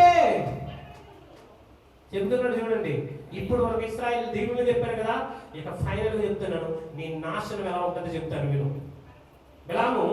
బిలాము బాలాకు రాజు చెప్తున్నాడు, ఇదిగో ఈ జనులను శపించడానికి పూనుకున్నావు కదా, ఇదే జనాంగం నీకేం చేస్తారో కూడా దేవాతి దేవుడు నాకు తెలియజేస్తాను, నేను చెప్తాను విను అన్నప్పుడు, చింతకించము, నా దేవుని యొద్దకు వెళ్ళుచున్నాను. అయితే కడపడి దేవుడు ఈ జనులు నీ జనులకి ఏమి చేయదు, అది నీకు విశదపరిచింది రమ్మని చెప్పి ఉపమాన రీతిగా ఇట్లాడు. బేయరు కుమారుడైన బిలాముకు వచ్చిన దేవోక్తి మరి అంటాడు. అంటే ప్రతిదానికి ముందు రాజాధిరాజు అంటే అలాగా బిలాముకు వచ్చినటువంటి దేవోక్తి, కన్నులు తెరిచిన వారి యొక్క వార్తను చెబుతూ దేవ వాక్కులను వినిన వారి వార్త, మహోన్నతుని విద్య వెలిగిన వారి వార్త. అతడు పరవశుడై కన్నులు తెరిచిన వాడై సర్వశక్తిని దర్శనం పొందను. కామన్ పాయింట్ ఇది. దర్శనం మాట్లాడుతున్న ప్రతిసారి మాట చెప్తున్నాడు, దేవుడి దర్శనాన్ని నేను మాట్లాడుతున్నాను అంటున్నాడు. చూడండి 17వ వచనం, జాగ్రత్తగా నోట్ చేసుకోండి, అండర్లైన్ చేసుకోండి. చాలా చాలా ఇంపార్టెంట్ అయిన మాట. బిలాము పలుకుతున్న అద్భుతమైనటువంటి ప్రవచనం నేను క్రైస్తవ్యానికి అర్థం కాని ప్రవచనం. దేవునికి స్తోత్రం కలుగుగాక. ఆయనను చూచుచున్నాను కానీ ఎవరు చూస్తున్నాడు? మహోన్నతుడిని చూస్తున్నాడు కానీ ప్రస్తుతం ఉన్నట్లుగా మాత్రం నాకు, అంటే అర్థం ఏంటి?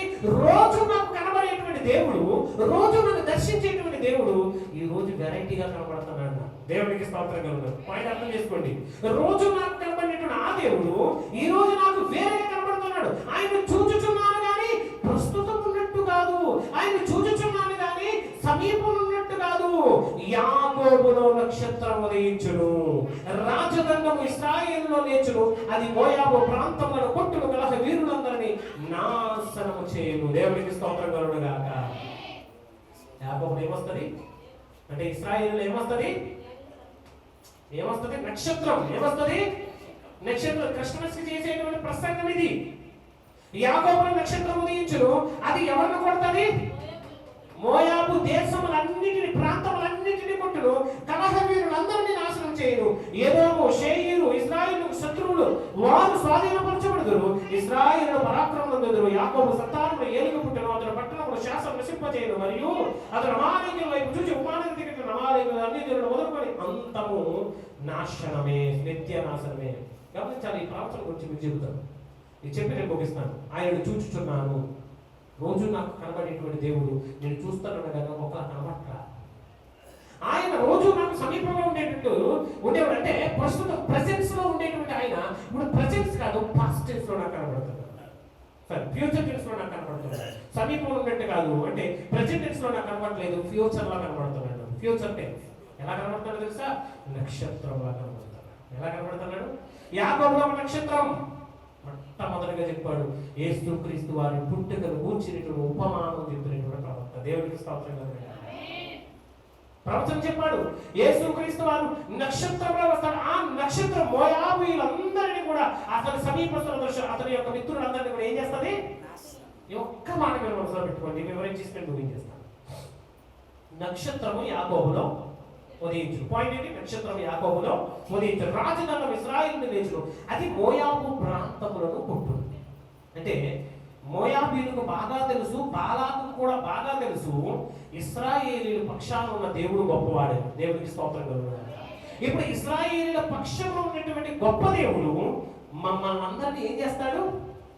నాశనం చేస్తాడు. ఇప్పుడు మోయాబీయులు అనగానే నేడు నివసిస్తున్నటువంటి ముస్లిం అరబ్ కంట్రీస్, అరబ్ కంట్రీస్ మొదలుకొని ఇవన్నీ కూడా మోయాబీయులకి ఆ నియరెస్ట్ లో ఉండేటువంటి బంధువులు, చుట్టాలు, స్నేహితులు ఎవరైనా ఉన్నారు అంటే వారు ఇస్మాయేలీల యొక్క సంతానం. ఎవరు వారు? ఎప్పుడైతే మోయాబుకు మిత్రులను కూడా నేను కొడతానని యాకోబు నక్షత్రం గూర్చి ప్రవచనం చెప్పాడో, ఇప్పుడు యాకోబు నక్షత్రం ఖచ్చితంగా మోయాబు జాతిని ఏం చేస్తుంది? నాశనం చేసేస్తుంది. కాబట్టి ఇప్పుడు ఏం చేయాలి? మనము నక్షత్రాన్ని బతిమాలుకోవాలి, పూజించాలి. దేవుడికి స్తోత్రం కలుగును. ఎవరు పూజించాలి అంటే ఎప్పుడైనా ఆలోచించారండి? ముస్లిమ్స్ యొక్క పురాణ గ్రంథంలో ఎక్కడా కూడా నక్షత్రాలు పూజించమనుకోరు. మరి ఎందుకు వాళ్ళ జాతీయ జెండాలో వారు పూజిస్తున్నటువంటి దానిలో గుడుల్లో నక్షత్రము ఒక అర్ధ చంద్రాకారం ఉంటుంది చెప్పండి. ఆ నక్షత్రం ప్రభు అయిన యేసుక్రీస్తు. దేవుడికి స్తోత్రం కలుగును గాక. ఎందుకు వాళ్ళ నక్షత్రాన్ని అంత హైగా పెట్టారు? ఎందుకంటే అది బతిమాలుకుంటున్నారు. రాబోతున్న దినాల్లో ఈయన మమ్మల్ని ఏం చేస్తాడు? నాశనం చేస్తాడు. శత్రువులందరూ నాశనం చేస్తాడు, మోయాబీలందరూ నాశనం చేస్తాడు. కాబట్టి నక్షత్రాన్ని మేము ఆరాధిస్తామని ఆ రోజు నుంచి నక్షత్రాన్ని ఆరాధించడం మొదలు పెట్టారు. అందుకనే తూర్పు దేశం నుండి వచ్చినటువంటి జ్ఞానులు ఏం చూసొచ్చారు? నక్షత్రం చూసొచ్చారు. ఎవరు వారు? మోయాబు దేశం నుండి వచ్చినటువంటి వారు. మీరు కావలసిన విషయాలు చూడండి, చదువుకోండి పోయి. వారు వచ్చినటువంటి జనాంగం ఎక్కడి నుంచి వచ్చారు? వారు దక్షిణ దేశం నుండి వచ్చారని రాయబడుతుంది. ఏంటి దక్షిణ దేశం? అది దక్షిణ దేశం కాదే అనిపిస్తుంది, కానీ భూభాగాన్ని బట్టి మరి చూస్తే ప్రియమైన వాళ్ళరా, మీరు మ్యాప్ లో మీరు చూడండి, మీరు బైబిల్ గ్రంథం యొక్క మ్యాప్ లో చూడండి, అక్కడ నుండి మీరు చూసినప్పుడు మీకు మోయాబు దేశం క్లియర్ గా కనబడుతుంది. వారు తూర్పు దేశం జ్ఞానులు వారు ఎక్కడి నుంచి వచ్చారు అంటే వారి గురించి క్లియర్ గా నేను ఆల్రెడీ తూర్పు దేశం జ్ఞానుల గురించి లాస్ట్ మన పోయిన క్రిస్మస్ నేను మాట్లాడాను. దేని గురించి వివరించుకుంటూ ఎందుకు వాళ్ళు నక్షత్రాల దగ్గరికి వచ్చారు, ఎందుకు నక్షత్రాన్ని వాళ్ళు ఫోకస్ చేశారంటే కారణం ఇదే. అందుకే ఆ నక్షత్రాన్ని చూసి ఆ నక్షత్రం సంబంధించిన ఆయన్ని మేము ఏం చేయడానికి వచ్చాము? పూజింపవచ్చింది. ఎందుకు పూజించాలి? పూజించకపోతే మన పని ఏమైపోద్ది? ఆల్రెడీ ఎవరి ప్రవచనం ఉంది? బిలాము ప్రవచనం ఉంది.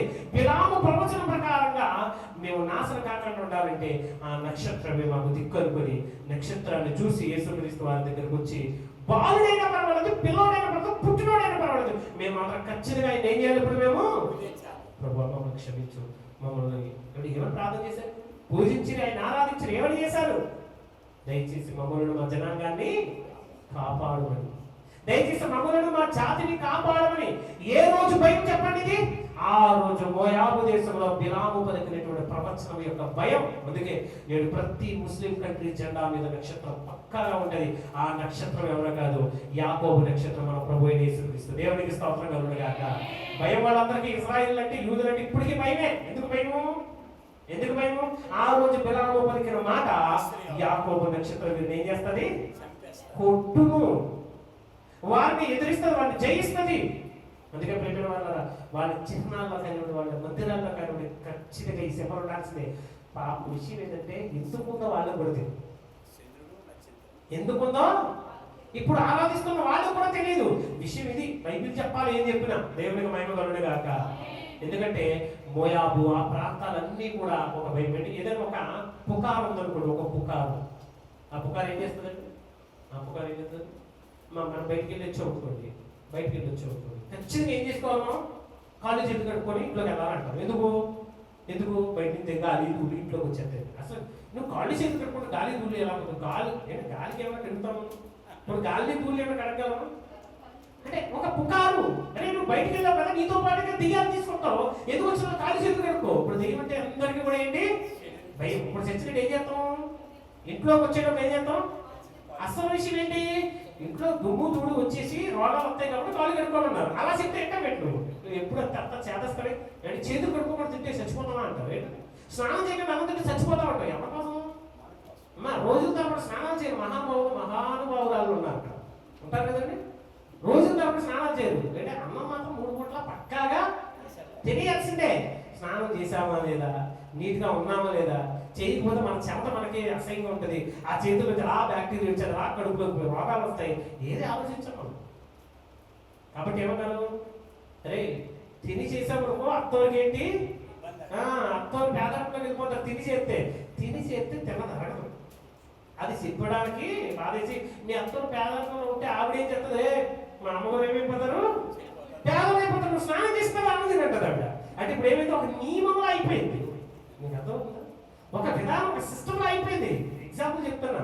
ఆ రోజు ఇదే పుకారు కాదు, నిజంగా వాస్తవంగా జరగబోయేటువంటి ఈ సంఘటన ఆ మోయాబు మైదానం ఆ ప్రాంతాలన్నీ కూడా, ఎడారి ప్రాంతాలన్నీ కూడా వ్యాపించినప్పుడు ప్రతి ఒక్క దేశంలో కూడా వారి యేసుక్రీస్తు వారిని ఆ నక్షత్రం ఆరాధించడం మొదలు పెట్టారు.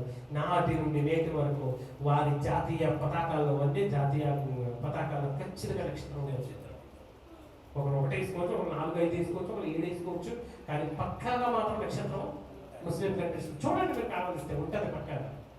అది యేసుక్రీస్తు వారికి గుర్తది. ఆయన కొట్టకూడదు, ఆయన మమ్మల్ని ఏం చేయకూడదని భయముతో ఆయన్ని ఆరాధిస్తూ, వారికి తెలియకుండానే ఆయన్ని పూజిస్తూ ప్రేమైన వారు కదా, వారిని రక్షించుకోవడానికి చేసిన ప్రయత్నంలో భాగం అది. ఏంటి బిలాము గురించి చాలా విషయాలు ఉన్నాయండి. మాట్లాడుకుంటే ఏంటి మనకు సమయం కూడా సరిపోదండి. తర్వాత మాట్లాడుకుంటూ వచ్చి ఇశ్రాయేలులందరినీ కూడా దీవించాను. 25వ వచనం, అంతటా బిలాము లేచి తన చోటికి తిరిగి వెళ్ళాను, బాలాకు కూడా తన త్రావును వెళ్ళిపోయాడు. ఇంకెలా లాభం లేదు అని వెళ్ళిపోయాడు. అంటే తన చోట్లకి వెళ్ళిపోయాడు. ఆ తర్వాత జరిగినటువంటి విషయాలు ప్రేమిన వల్ల బిలాము చేయకూడనటువంటి కొన్ని విషయాలు ఉన్నాయి, బాలాకు చేయించినటువంటి కొన్ని విషయాలు ఉన్నాయి. వీటిని గురించి నెక్స్ట్ సెషన్లో మనం నేర్చుకుందాం. ఈరోజు మనము చాలా విషయాలు, అద్భుతమైనటువంటి విషయాలను మనం నేర్చుకున్నాం. నెక్స్ట్ మాట్లాడుకోబోయేటువంటివి కూడా సమాజానికి చాలా అవసరమైనటువంటి, ఒక రాజు చేయకూడనివి, ఒక ప్రవక్త చెప్పకూడనివి, ఒక వ్యక్తి పెద్దవాడిగా, ఒక నాయకత్వ లక్షణాలు కలిగినటువంటి వ్యక్తిగా అతను చేయకూడనివి, చేయించకూడనివి. ఏంటి? బాలాం యొక్క ఆలోచన ఏంటండి? వీరిని శపించాలి. బిలాము యొక్క ఆలోచన ఏంటంటే? నాకు డబ్బు కావాలి. దేవుని యొక్క ఆలోచన ఏంటి? వీరు ఆశీర్వాదకరముగా ఉండాలి.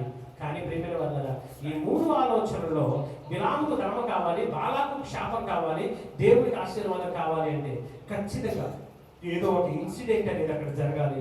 అలా జరగవలసినటువంటి ఇన్సిడెంట్ గురించి మనం నెక్స్ట్ టాపిక్లో మనం చూద్దాం.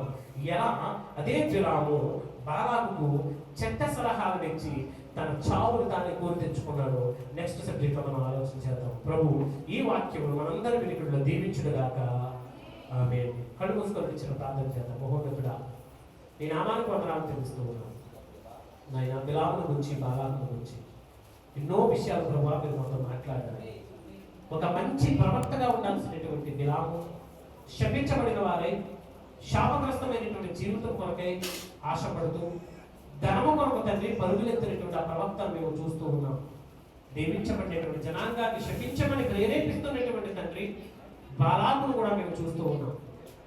వీరిరువులో ఉన్నటువంటి ఆ రెండు లక్షణములు మాకు లేకుండా నాయన అనేకులకు మేము ఆశీర్వాదకరంగా మేము దీవించే వారంగా ఉండటకు సహాయంగా దయచేయమని ప్రార్థిస్తూ ఉన్నాం. ఆశీర్వాదములకు వారసులుగా చేయటకే మీరు మమ్మల్ని పిలిచారు.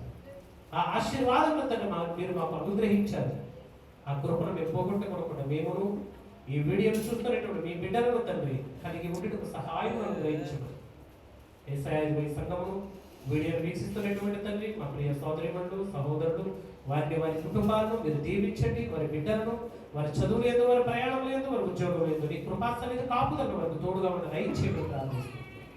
మరి అతను వచ్చే వారం వరకు మీ బిడ్డలందరినీ మాతో పాటుగా కాచి కాపాడి సంరక్షించు యేసయ్య నామములో అడుగుచున్నాము తండ్రి. ఆమేన్.